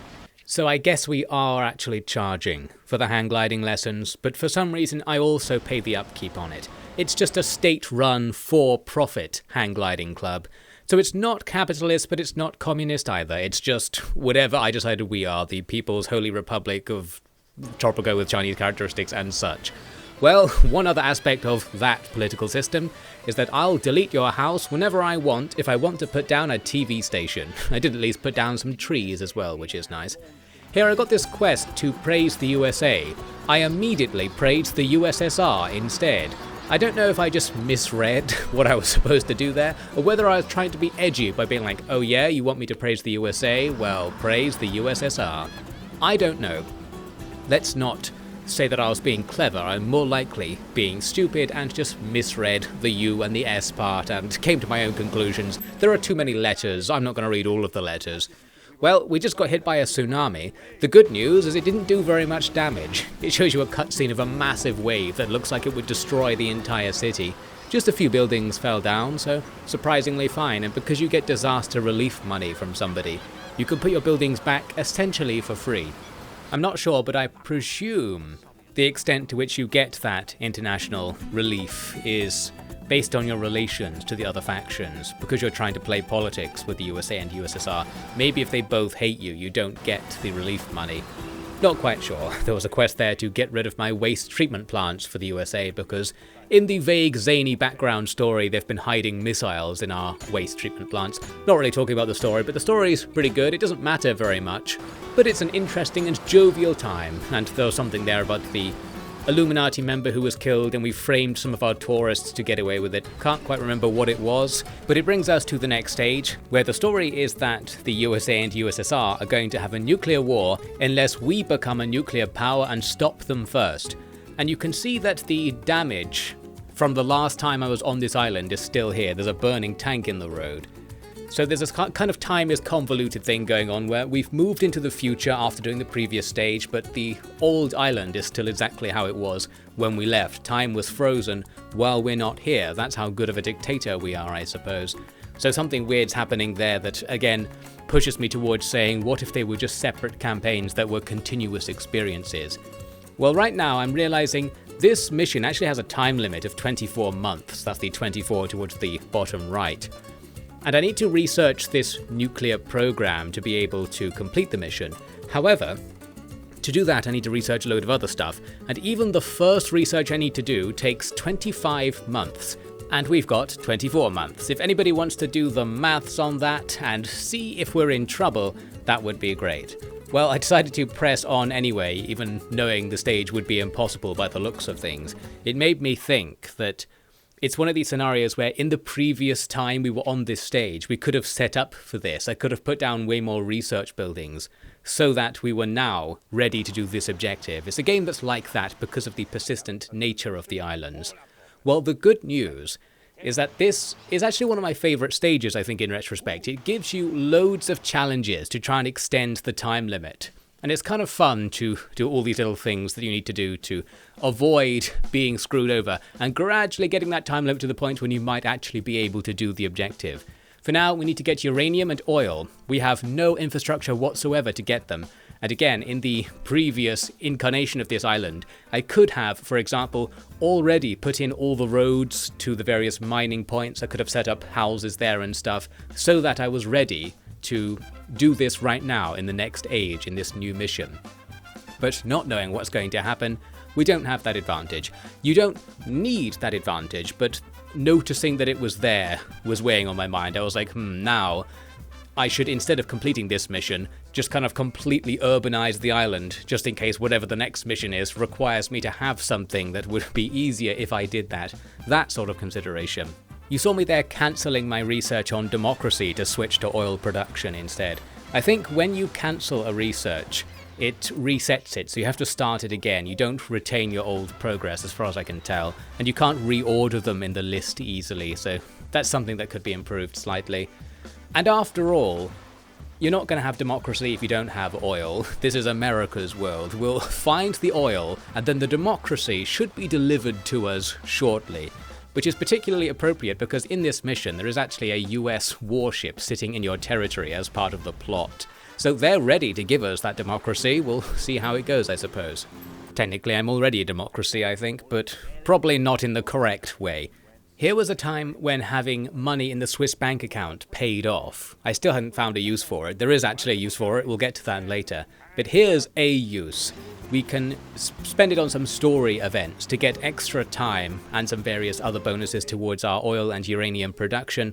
That will help us get more time again in the future. So we spent $10,000, something good happened. Now we've got some leeway, the pressure is off, and in theory I could have not had that money and been in trouble here. Here was an interesting challenge. It tells you you're going to get tons of refugee immigrants, and if you accept them you'll get some extra time. But I was actually more after the immigrants than the time, because people is often the limiting factor on your island. If you can get loads of people, that's more workers for you to use. Now your island can do more things.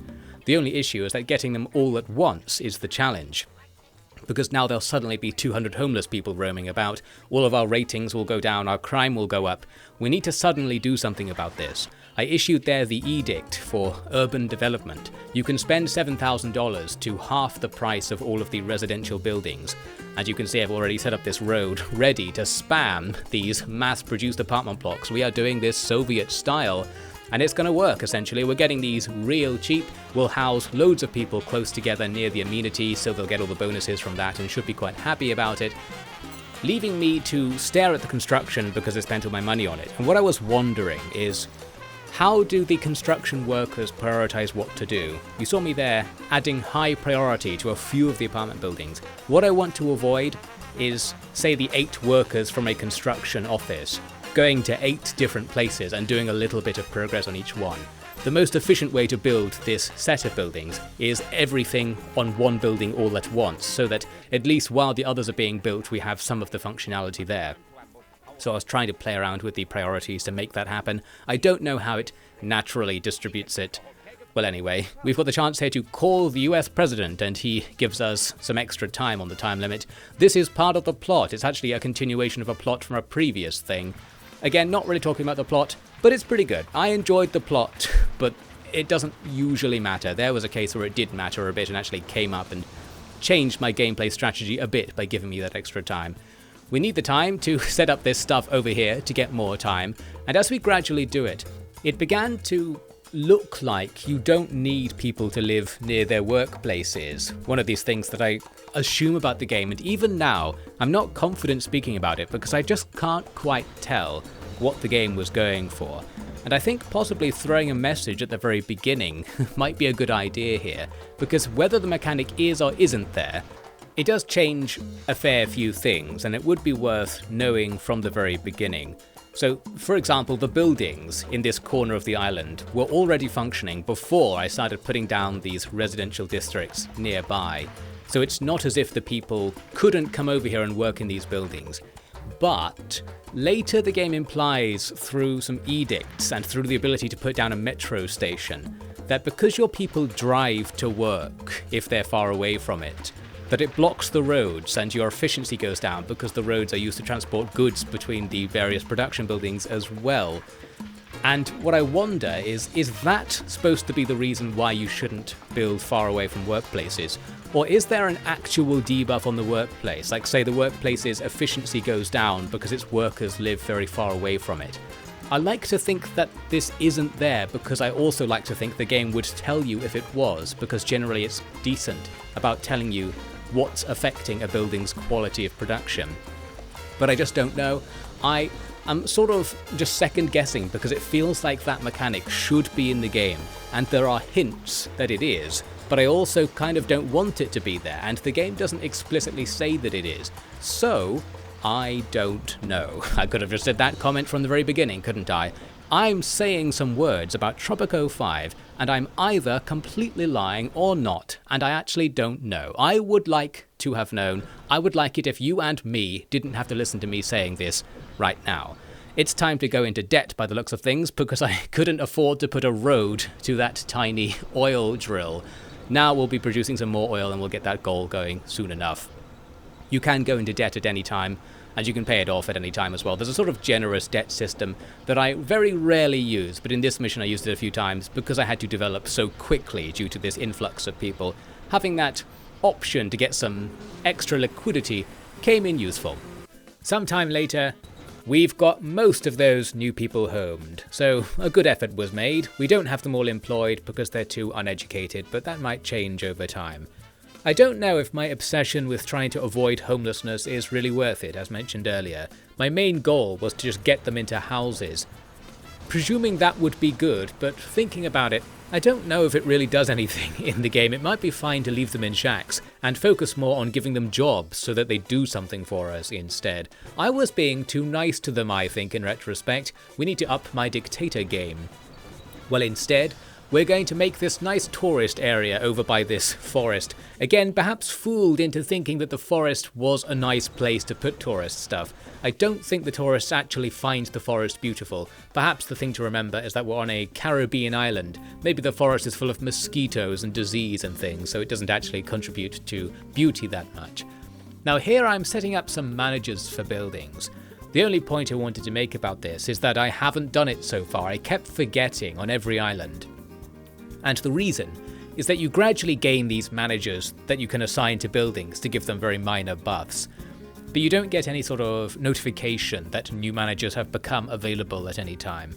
So what I'm asking for is probably a number somewhere of how many managers you have unassigned, because I'm pretty sure assigning them is free. There's no downside to assigning them, so you always want to have all your managers assigned. But it's one of these things where you just have to remember to go into that particular menu, and it's not even the easiest menu to get into because you have to click on the word manager in a screen, and it doesn't look like a button either. Something. That could be ever so slightly improved. Luckily, it doesn't really matter. Here I am getting killed by a tornado. Maybe this is one of the things that houses will help you with. Maybe people don't die if they're inside a house when a tornado goes by. but in a shack they would. Well, I don't know if the game's that detailed. Some time later, we've waited for our research to go through and we have the nuclear program. Actually pretty close to the end of the time limit. After extending the time limit for ages, I then used up most of the extension. But we eventually got it. I could have sped this up by just making more research buildings, but I didn't. And well, it was fine in the end. I'm going to pay extra money to make this nuclear program quickly. So there it is, we now certainly are within the time limit. It actually uses too much power for us to have that building be operational, but it still counts for the purpose of the objective. We have created some sort of MAD situation where the world can't go into a nuclear war because we'll threaten to kill them if they do. However, we get kicked into the next mission where the plot has changed. Remember the Illuminati that were around sometimes? Now they're just going to destroy the world in this Final Fantasy-esque plot. And we have this idea that maybe we can go back in time to stop them. It gives you a selection of objectives for how you're going to make a time machine. And I picked the one where you can make it using a vehicle factory, because I knew on my original island I already had the vehicle factory, so we can skip the first objective like that. That's the sort of preparation you could make to probably skip tons of the objectives in the game if you knew what they all were in advance. The next objective, well, it's the same thing as the last island, we just need to generate research points. This time we're not researching anything in particular, you just have to get points. So again, we'll just build up the island with more research buildings. Here I'm putting down the science lab. This not only generates research, but it buffs the research generated from any research generating thing near it. So I'm putting it next to this new college I built and these observatories. The college not only generates research, but creates the college tier workers that we'll need to run this science lab and the new observatories. So we'll spam everything close together, we'll get some points income going, and then we'll be able to do the objective and we'll essentially just wait. So I'll just do other pointless things in the background while we wait for that to happen. Which is nice because I probably have loads of small pointless things I was thinking of doing to improve my island. But because in retrospect I know that all of this doesn't matter, I'm probably going to come back to criticize things along those lines later. Here's the plot, by the way, the thing I was mentioning. The Illuminati guy is going to blow up the world and you actually have the option to go along with his plan. If you want to lose the game, I decided to keep playing the game. We're going to try and stop his plan with our time travel shenanigans. I think the rationale behind the Illuminati's scheme was the whole humanity is corrupt, therefore if we destroy humanity, maybe a non-corrupt version will rise from the ashes. Well, that guy should come to one of my new universities and take some sort of anthropology or sociology degree. I'm pretty sure it would be even more corrupt in a post-apocalyptic society because there are no resources and, you know, civilization does actually do something. Well, anyway, I'm going to build this cruise ship, speaking of things that civilization does. I suppose a cruise ship is probably a symbol of the sort of corrupt decadence that the Illuminati don't like. But you know, it's better than just, say, killing each other because there's no coal left in the world, because the prior civilization used it all up. That sort of thing. So I think we should just keep going with the civilization we have now, and try not to make it go too wrong. That's my inspirational anti-Illuminati speech. Now, let's build a time machine. That's probably easy. I'm actually going to argue that it's too easy to make the time machine. The argument I'm gesturing at here is that, like earlier, when I got kicked out of the islands and felt like I was having something taken away from me, it was at least mitigated because you come back to these islands again to do something else. So it feels like what you did earlier can help you do something. There's some purpose to going through the tech tree, to putting the buildings down. There is some purpose to playing the game. Eventually the game will ask you to have played it at the very least, and you can use your town to do things, to progress the game. The thing is, with this time machine stage, getting research is all you need to do. So while we can build buildings and continuously fill the island with our crap, we don't need it. All we needed to do was get research points, and we've already got a town that will do that. So while I was busily just building things for my own amusement, thinking this is a good idea, it's not a good idea.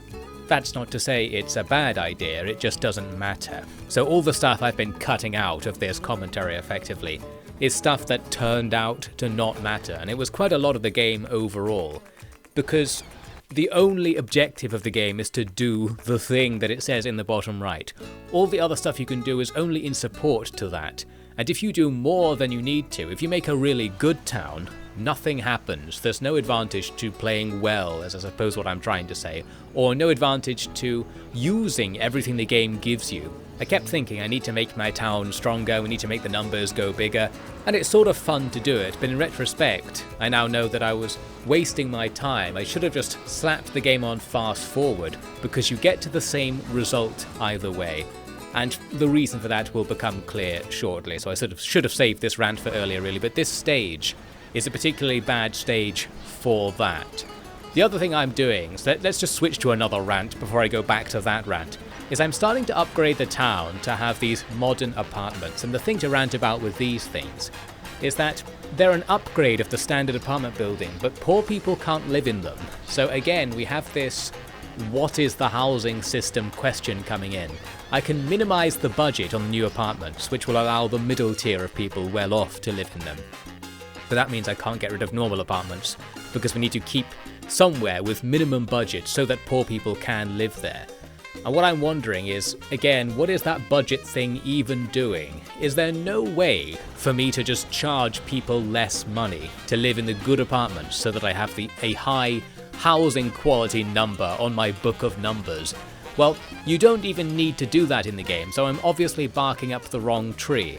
I have this utopian vision of the game where I'm trying to make things good for people for no reason. You don't need to do this. This is a dictator simulator. All I need to do is make them like me enough, and if they don't like me enough, you open one of the menus and click on the Be a Police State button, and then there's nothing they can do about it. So I'm really playing this in the wrong way. I'm like a City Skylines player coming in here and thinking, let's improve the quality of life of the local residents. Well, not really.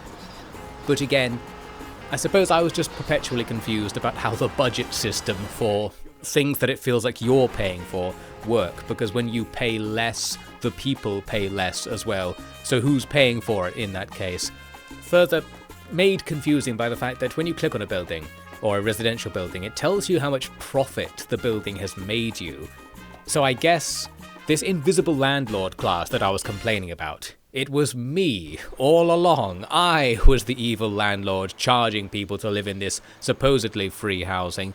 I don't know why exactly I got so twisted up on this one point. But since I thought about it a lot while playing the game, I'm going to subject you to me commentating on it. I don't really have a particular comment to make because I don't even know what's going on. I suppose that's the comment. I was confused about what the budget system for residential buildings means in the lore. And I bet the developers of the game would say, who cares? It doesn't mean anything. And I think that's probably the correct answer. You can make the cost of housing go up for you, but it also goes up for your people, and they might not use it if you do that. So maybe you should make the cost of housing be low for you and your people, so they can be in houses, if you want to be the sort of dictator that lets people live in houses, which apparently I did, and there might genuinely be some advantage in the game to giving people houses. Again, I actually can't tell, even after now completing the game, I still don't really know how the game's economy works. It might not matter, but I'm going to complain the whole time anyway, because I was concerned the whole time about me not knowing how it worked. It was slightly off-putting the whole time. So to complete the comment I was attempting to make before all of that, the thing about the overall game structure and the kicking out of islands feature, here we are, getting kicked out of this island for the final time, because in the plot, your city is destroyed when you complete the objective. And I didn't really expect that to happen. I thought the objective would be something that stopped the city from being destroyed. But no, we're going back in time as it's destroyed to stop it being destroyed in another timeline or something. But you actually end up going back to different islands. So what I've done so far in the game, it's gone, it's deleted. And I didn't like that feeling, because you spent a lot of time planning things for the towns and thinking I'll do this so that I can do this in some chain of imagined future objectives for the town. And we don't even actually get to the very end of the tech tree, I think, or build everything available in the game before we are kicked out, and I just thought, well, why did I put so much effort into that? I suppose the answer to that would be, because you're an idiot, you screwed up. But I felt a little bit shortchanged, because I liked making the town, I enjoyed the long process of building upon buildings and cycling your way up to prosperity, but then it gets taken away from you. So obviously I should have been playing in sandbox mode or something, but I wanted story objectives, I wanted to do something with the town. I suppose what I'm saying is I wanted the campaign to be less like it is, and again I'm just going to advocate for there being 4 campaigns instead of 4 islands, which is how the game actually works, but split, as it turns out, into 2 timelines. So we've completed the first timeline, and now we switch to the second timeline where, well, you have to start again, effectively, and I was very put off by this as well. I already mentioned that the first time I had to start again on the second island, I was like, well, why are you making me play the start of the game? I just played the start of the game on that other island. So it's a bit more appropriate here. It's been a longer time since I did the start of the game, so it's less annoying to do it. But it's like a fall from grace. I was enjoying making my good town. I was a bit injured that you took it away from me. And then the thing you give me in replacement is this nothing town. We've started another game. This is as if I've completed a campaign and I'm starting a new campaign, but it's kind of happening against my will and against my expectations, so I suppose that's why it's hitting wrong for me. So I think the pieces are here in the game for a 4 campaign strand, where it's just increasingly difficult campaigns where you need to be better at them to finish them. But instead we've got 4 equally easy campaigns that are just interspersed with each other, and it really breaks up the flow, I think. They're probably trying to break up the flow, they probably thought that would be better. But for me, I guess I just preferred it as 4 single flows, or would have preferred it. I think, anyway. So I was sort of mad about having to just start a new island and my old island being gone. It's like, oh, okay, I guess I'll just do that again. I don't think I'm going to do it particularly differently. Time to make some more sugar, I guess. Back in the colonial age, we've got that time limit to worry about once more. I feel like I've just lost something here in the middle of the game. This stage is a difficult one to get started with because of the plot. We're being attacked by pirates, and the goal is to give them a certain amount of gold. However, because there are loads of pirate squads that come in, and each one has to destroy at least 1 building, I think, before they can despawn. In the early game, when you don't really have many buildings, being attacked by 4 pirate squads can take out half the town. We could in theory stop them, but, well, we can't do it. You only get 1 unit of not very good infantry, and I did have this guard tower down as well, but it just dies in combat. You need a few guard towers to do a lot of damage altogether. So we go on to lose a bunch of stuff, and it's going to cost a couple of thousand to put these farms back, and they took out our gold mine as well. Because we're not going to have any money, I took this subsidy for my reward for a quest instead of the usual time limit extension, which I prefer because it makes life a bit easier. But we need the money right now. You can actually use the money to reduce the extent to which the pirates are attacking you through a story event. You can send them this bribe over here. So we do that. That means we don't have the money to rebuild the damage that the pirates are doing right now, but we're going to wait for ages, as long as there's something on the island still exporting and we still have a farm and a ranch. We will eventually make some cash and be able to put things back and go back into the upward economic spiral. There's just a delay here caused by this story event, and we can further dissuade the pirates from attacking. There was another quest to make a whole load of guard posts. So I make this line, which will not only give us some fighting ability because they're close enough to each other to provide supporting fire, but you get this pirates afraid of your defenses notification in the top left, suggesting they're going to attack less. So with all that done, after this the stage becomes more normal. Here, everything is on fire. Yes, this is all normal, don't worry. We get through the colonial period, as I seem to remember only just. I barely had any time limit left. Then in the next age, the volcano next to us starts to erupt, which took me by surprise because in one of the previous stages, there had been a volcano that erupted twice, and both times we didn't take any damage from it. This time it's burning down basically the whole town, which again is going to cost us a whole bunch of money to deal with, and this time we have even less money than the other time I had no money.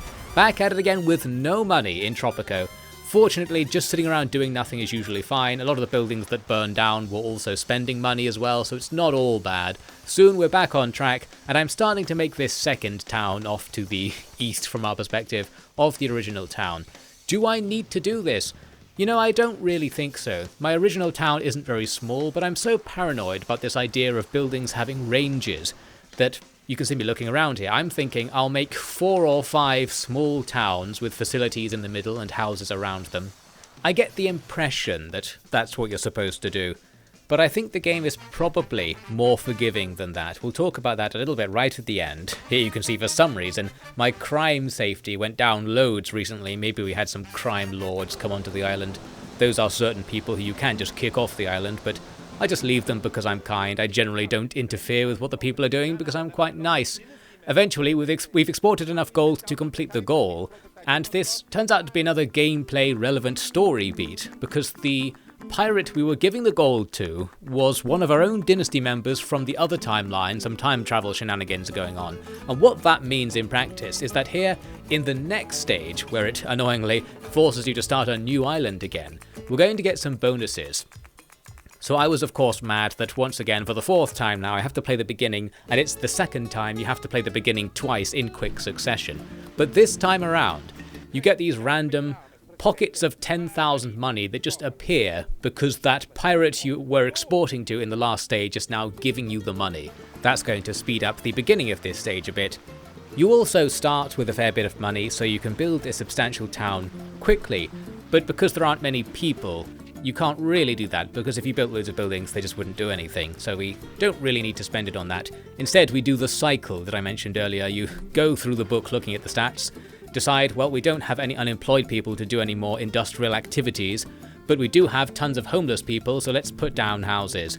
Do we need to do this? Maybe. I just still don't really know. One thing I thought that might happen is that if you have lots of empty housing space, maybe it encourages more immigrants to come, so you can get more people and thus get more money in the future. So maybe it's an investment in that regard. This is Caesar 3 talking to me. I'm just imagining this game is Caesar 3. The same thing with my whole make small pockets of civilization around the map rather than one continuous town strategy.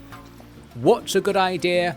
We still don't know, and I'm going to keep saying it over and over again just because that is my comment on the game. I kept wondering that throughout the game, and I really think they could have told you right at the very beginning, or maybe they would prefer you didn't know, and I suspect that could well be the case in this game.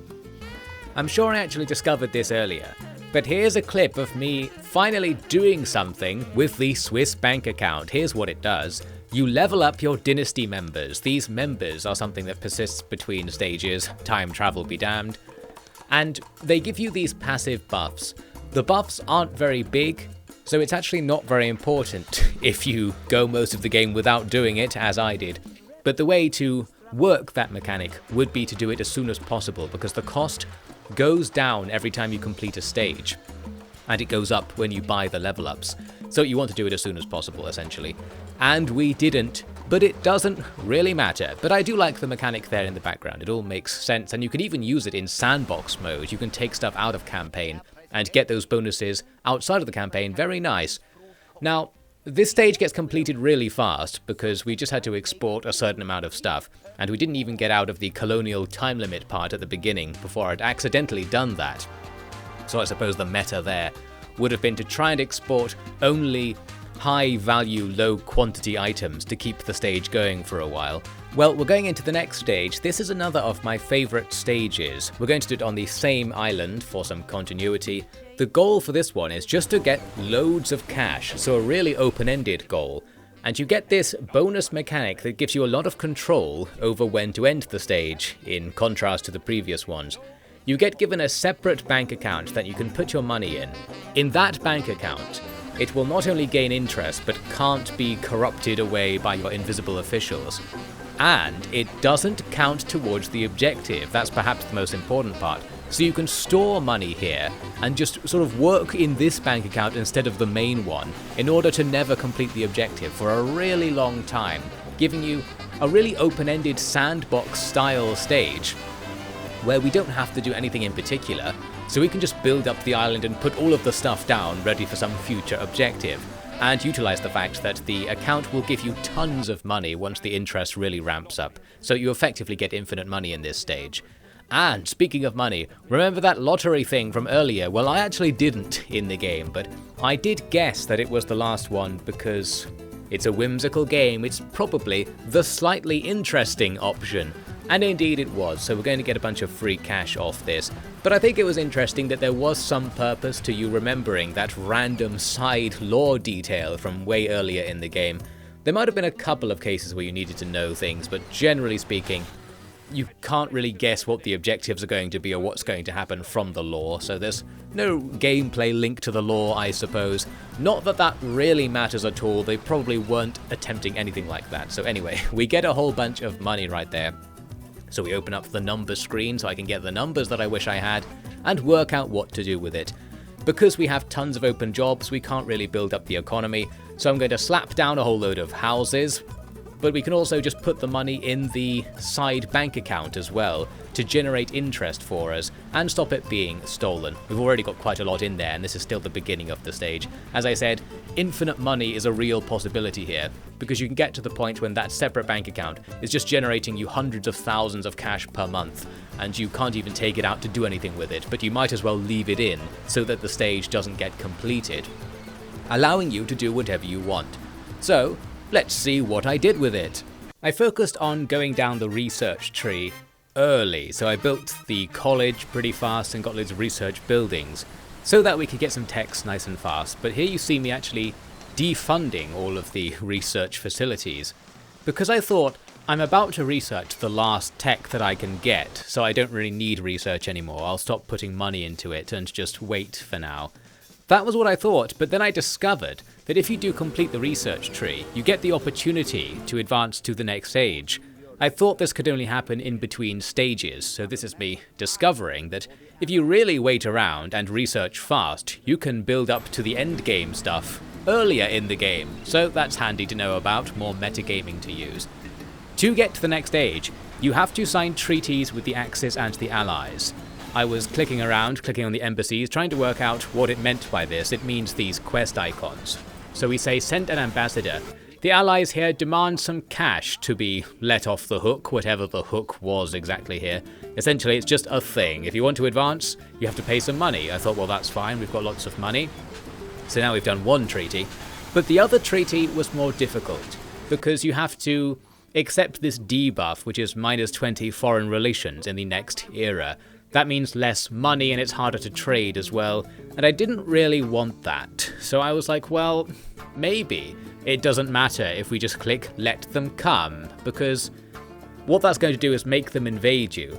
But I was still thinking, along the lines of what I said earlier in this commentary, that getting invaded doesn't really matter. You can just be invaded and it's fine. So I'm figuring the cost of us losing some buildings to this invasion is probably worth it for not having to get that debuff in the next age.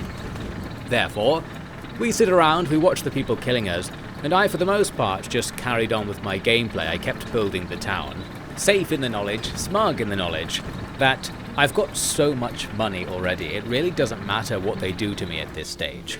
Well, it turns out there is something the attackers can do.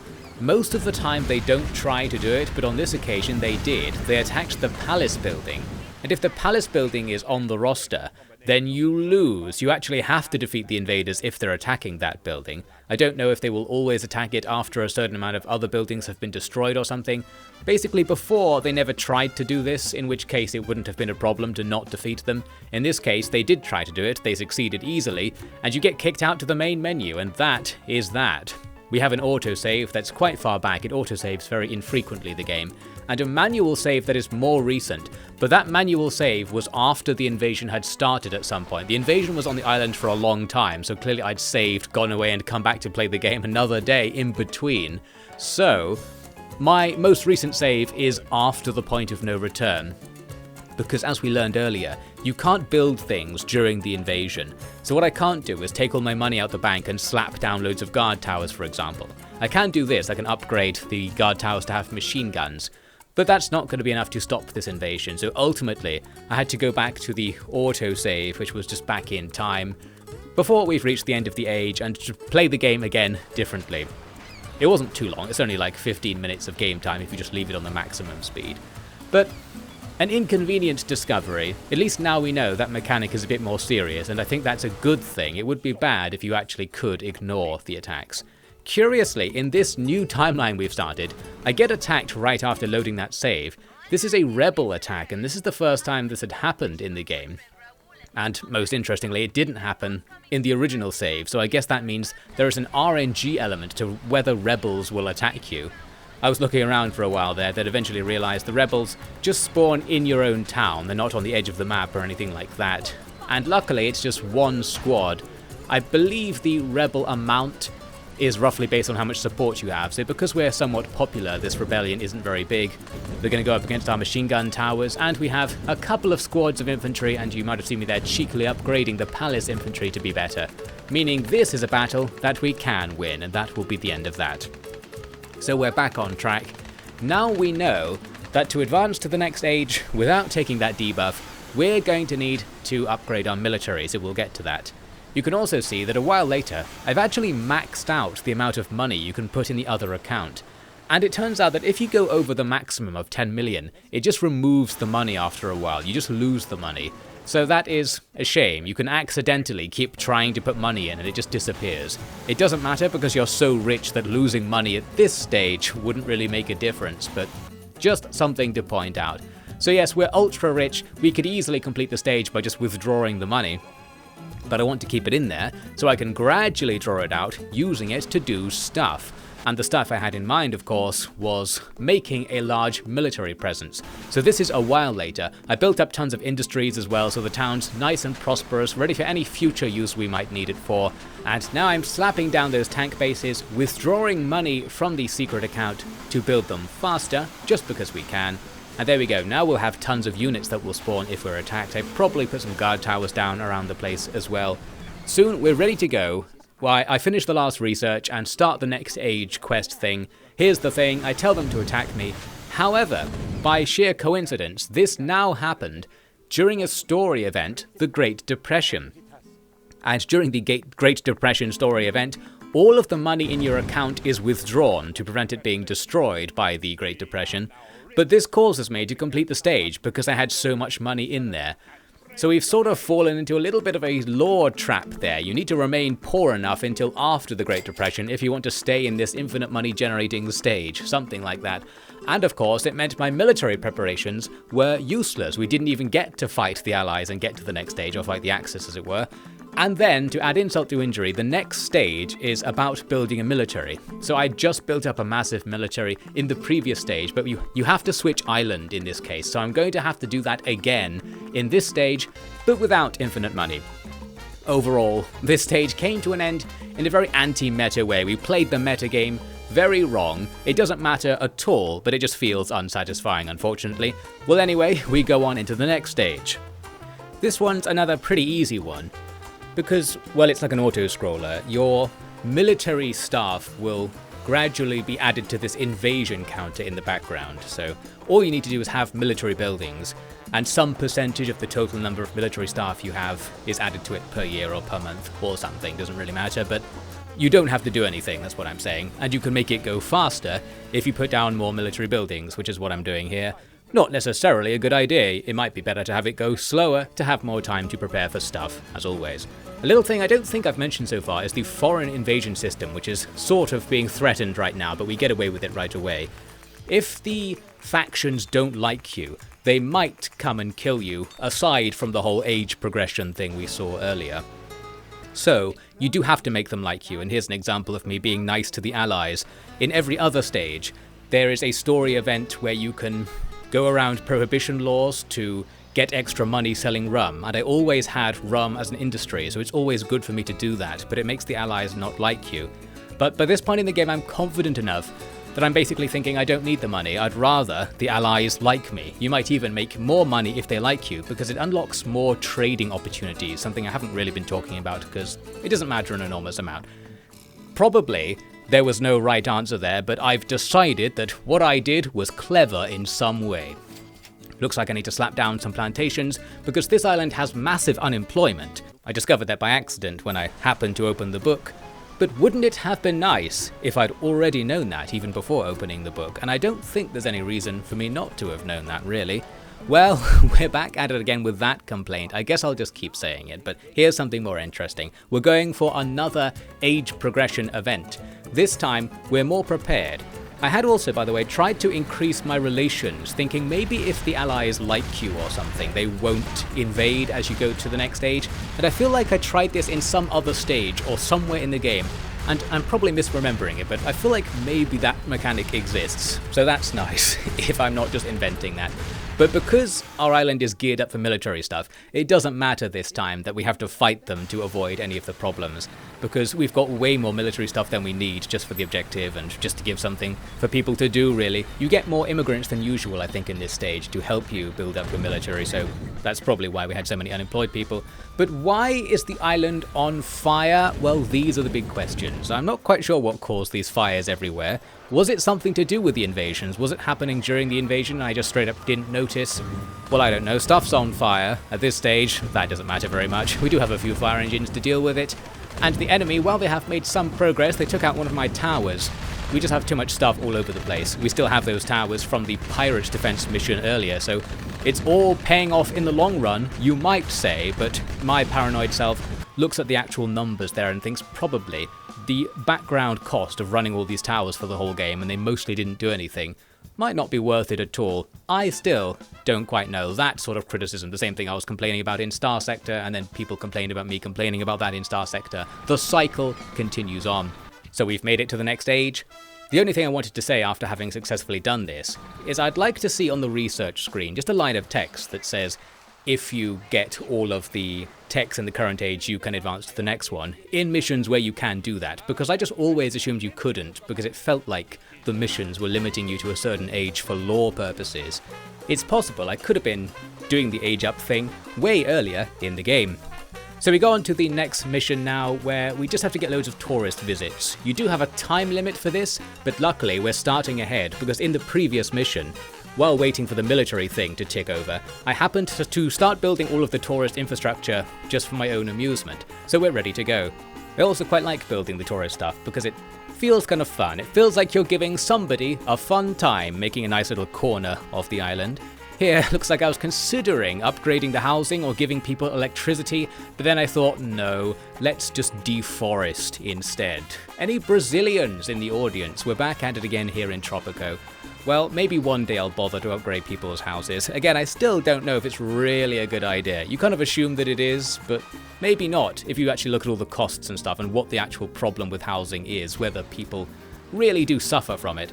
Well, speaking of housing, you can see me here building this mini town next to the tourist district, because I'm still under this impression that we need the employees to be near stuff. So for the tourist district to be here near this beach, the beach also needs to have regular housing, because all of the tourist buildings require employees. And then because we have regular housing here, I also need to put down facilities because those people might die and stuff. I don't know, how does life work? I'm new to the government. Do people need doctors? Probably. But in this game, they actually might not. Or to put it another way, if the doctor was on the other side of the island, that might still be fine and work exactly the same as me putting it right next to where the people were living. I just don't quite know, and I refuse to know. We are playing blinders on to see what happens. Here I am later pondering the mysteries of the log debarker upgrade. But something interesting happens while I was doing that. We've progressed to the next stage. Getting to the next stage is much easier than getting into the Cold War age, because you just have to build a space program. But the space program, well, it's not a program, it's a building that has zero budget and doesn't need any employees, and you just progress into the next stage. So that's that, nice and easy. We're essentially pretending to have a space program, but we never actually launch rockets, or at least not successfully. Shout out to anyone who was a fan of Elon Musk like 6 or 7 years ago, like me, and is still mad that none of that stuff he was saying happened. Anyway, because I seem to be mad about everything, let's just progress on to the next thing to say. Actually, I'm going to look at the trade system here, because as you go into the next age, the factions that exist in the world change, and you have to change your trade deals with them. These deals aren't the normal trade. So it's like everything you produce is automatically sold, so you don't have any stock of things. It's all being sold off to somebody, but you can specially sell certain things to certain factions. to get relations, and oftentimes you get a bit more money if you sell it that way, but it requires you to use your own dedicated trading ships, which require docks, which require you to spend money on their upkeep. So who knows how it balances out. The game doesn't tell you. One likes to believe it's a good idea, but quite literally, who knows. Another thing to do in the new age is select new edicts that get unlocked. Some of them are pretty useful, like the commuting program, which, well, might be useful. We'll talk about that in a sec. Other ones say they have downsides, and often if they had any sort of downside, I just didn't go for it to keep things stable. But, well, in this example, say I took stem cell research and I didn't take same-sex marriage, because I thought, well, same-sex marriage says it's going to make people dislike you, so we're not going to do that. I'll just do stem cell research instead. But that also actually makes people dislike you if you go through the popular support in the menu. So just a bit unclear what people actually want you to do. Well, maybe I shouldn't be listening to them anyway. I'm quite literally a dictator, and I suppose I messed up. I'm being way too democratic. Look at my popular support score, it's through the roof. And here I am, trying to set up the commuting program idea. There was the edict that says it encourages people to avoid driving to work. And I was like, well, I'm going to put down all of these metro stations instead. Does that even do anything in this game? Like, it's there in the game, it must do something, but I couldn't tell after staring at it for long enough. People might be using the metro to go places, and this implies that they actually do need to be near places they want to go, sometimes maybe. We still don't know. What we do know is that we're being attacked because there was this fun story event where you could try to gain the Nobel Peace Prize by declaring war on the Nobel Committee and seizing it. And the invasion that comes in, well, it's a pretty decent one, but again, our island is covered in military buildings. That's from the previous stage. I don't need them now, but I hadn't deleted them, so all the money I'm wasting is finally put to use on something. We got the prize. What does this do in the game? Nothing, but it's a fun little side detail. So yes, probably should have just got rid of them at some point. We also won the Nobel Peace Prize for Medicine, as you might have seen there very briefly in the background, for having so many hospitals. It's that easy. I whipped through another quest very quickly there, probably one that I'd already read before, because some of the quests do repeat. For this one, we get this free office building. This is a handy building that again confuses me, the man who doesn't know about range in the game, because it says something like it makes money based on how many people live near it. So I'm like, okay, I'll delete some people's houses and slap it here in the middle of town so that lots of people live quote-unquote near it. But what near it means is still unknown, and it might actually be a gigantic radius for all I know. Or maybe it isn't, because for all I know is quite literally nothing. I'm just saying words over this footage. Back at it again, we are a video game commentator in real life. Game developers, stop me. Make it so that I can't say stupid things like this by clearing up everything in advance. You know, that's what I'm trying to push for in my utopian game design world. We eventually complete the goal of grabbing a load of tourists. We take one of the tourists and assassinate the head of the Illuminati. I think that was the plot. However, there's another one, so the plot, I suppose, doesn't really change. And the other one, the secondary Illuminati character, also is going to blow up the world, so we still haven't saved the timeline. However, we can go into a new mission because it turns out in the lore that the Soviets were something to do with the plot. So we're going to undermine the Soviets by conquering the oil market, a little bit of a sort of side point in the lore. It's a very low stakes mission where your goal is just to make a resource and export it. The sort of thing that might be an early game objective, like a really easy objective. And this plays in a little bit to what I was saying earlier about wanting the campaigns to be 4 campaigns of increasing complexity. Here, it's kind of mixed, like the hard and easy missions are mixed together. Just exporting oil is just nothing. You just put down an oil building and then it will just happen on its own. So you don't really have to do anything. If I had already played the previous stage to the point when I had a town over here, where the oil is in the corner, I could have done this a bit faster, but because I didn't get that optimization by playing for as long as possible in a previous stage, I now have to do it a bit slower in this stage. Yes, I'm saying that because I didn't play the game already, now I have to play the game. It seems that at some point we are going to have to play the game, but I was just a little bit sort of put off by my knowledge that I could have played the game better in some way. That's just how I am with these games. It really infects my commentary over and over again. You've probably noticed. Genuinely, a few years ago, I did this psych evaluation with the NHS and I got the wrong numbers, it seems, and they said I have anxiety disorder. Well, probably. looks like that's running through my entire gameplay commentary of everything these days. I was mad about the fact that I could have been better at Tropico 5, one of the easiest games in the world, where being good at the game doesn't do anything. But it still hampered my enjoyment knowing that I could have prepared for this objective in a future, or past, stage by building this town over here. And I also still don't actually know if I even need to put the town next to the oil wells in order to use them. You probably don't, is my endgame judgment on all this. Oh well. We're just going to skip through to the end of the game pretty fast here because the objectives towards the end, for whatever reason, are really easy and just simple things you have to do. I was a bit disappointed because when you complete the export oil objective, it doesn't complete the stage. There is another section to this stage where you have to export oil. It's exactly the same, so you actually don't have to do anything as you go into the next part of the stage. I could make more of the out-to-sea oil rig buildings, which I only discovered very late in the game, to make my oil production go faster, but I'm not sure there's any advantage to doing it fast anyway, really. I should just AFK and see what happens at this stage. Well, I continued building up the town, but this is ultimately going to be wasted because we are actually approaching the end of the game and I'm just going to get kicked out sooner or later. Here, looks like during this tornado, I was contenting myself to decide where to put these new apartments. Even where the tornado is now was under consideration. Not such a bad idea. It might clear out some good real estate. The thing about real estate with these apartments is the normal apartment, as I said, gets a bonus from being near a road, and you can see I've been careful to put them on roads. But the upgrade of the apartment, the modern apartment, doesn't get that bonus. So if you click on an apartment and upgrade it to the modern version, it loses its bonus from being near the road. So playing in the really long game, playing for a sort of optimized modern age setup, you probably don't need to worry about putting so many roads in for residential districts. Or do you? Do the people need to be close to the road so they can go in their cars fast? Is efficiency of the economy affected by that?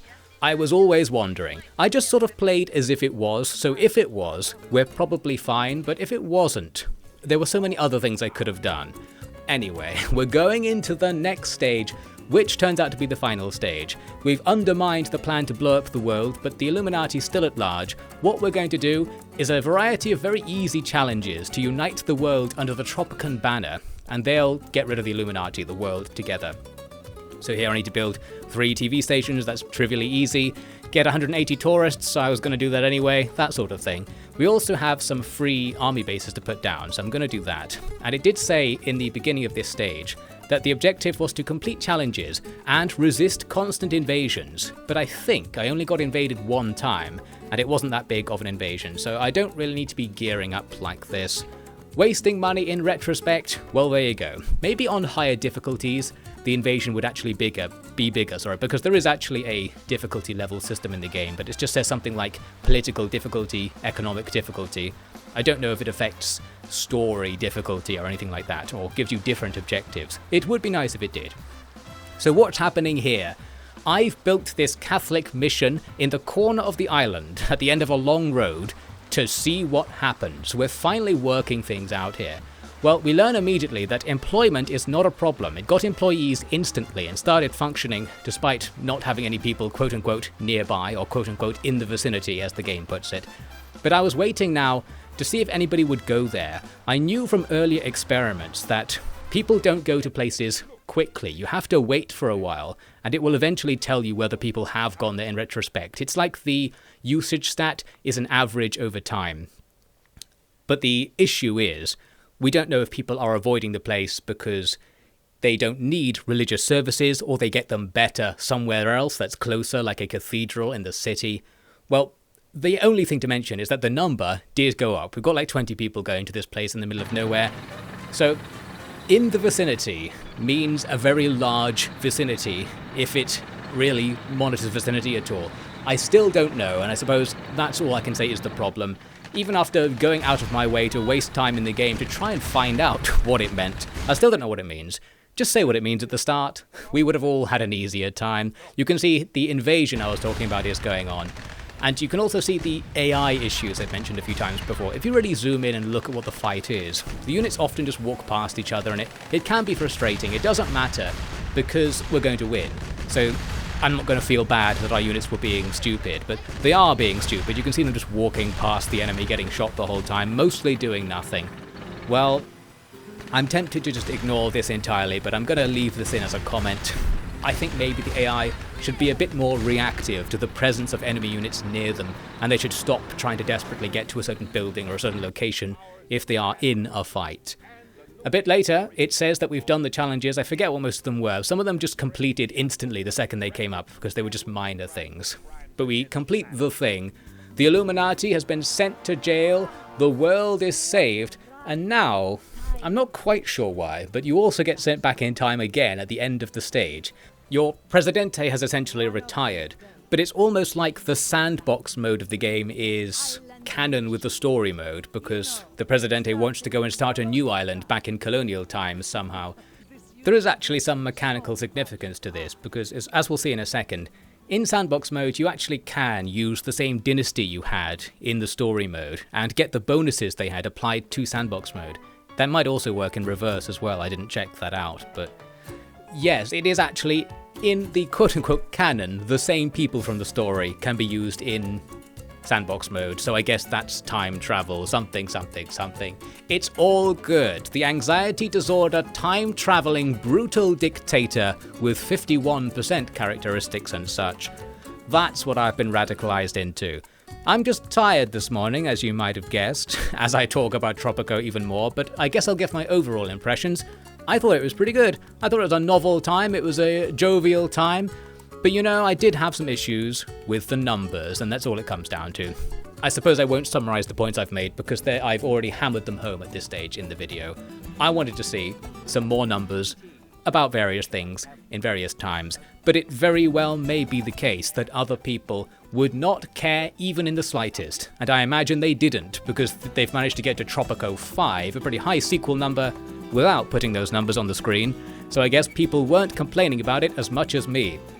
Well, all I know is they should have, because the world, and I think actually the game, would be a bit better if you could see the direct results of what you're doing in the form of numbers going up on the screen, rather than having to pause the game and look at the numbers just in snapshots now and again.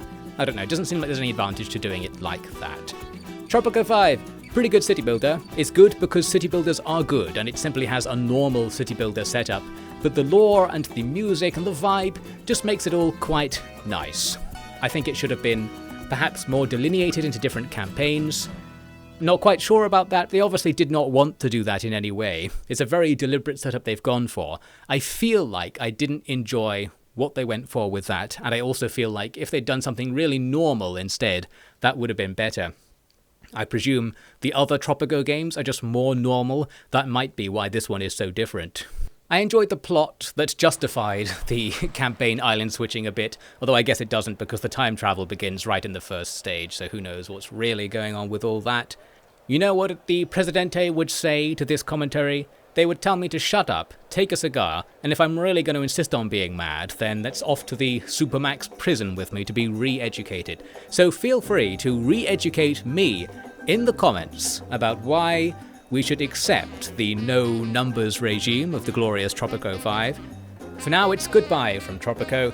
The next game I'll be playing is something that came up almost by accident. I tried playing a little strategy game called Into the Breach on my Steam Deck.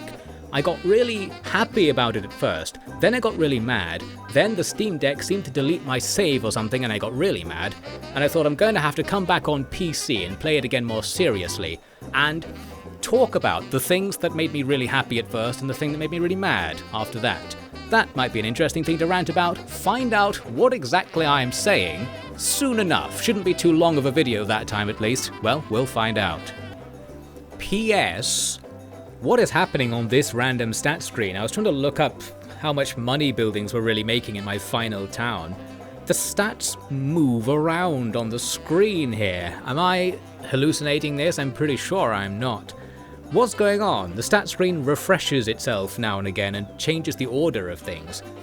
Weird, huh? I don't know, maybe I'm literally the only person that ever looked this deep into the stats screen, so this is just an untested part of the game. No one ever noticed this weird behavior. Maybe I did something weird to make it happen. There are lots of stat screens that I think are mostly less useful because they're just lists of people and their opinion of you or their money or something, which you can't do very much with. But the economic stats were quite nice. Also, speaking of quite nice, look at our town. This is nice, isn't it? The office district. Very good. I think the graphics, by the way, in this game are good. Didn't mention that. Good graphics, good music, good sound, good vibes. Overall, 7 out of 10. Let's get out of here.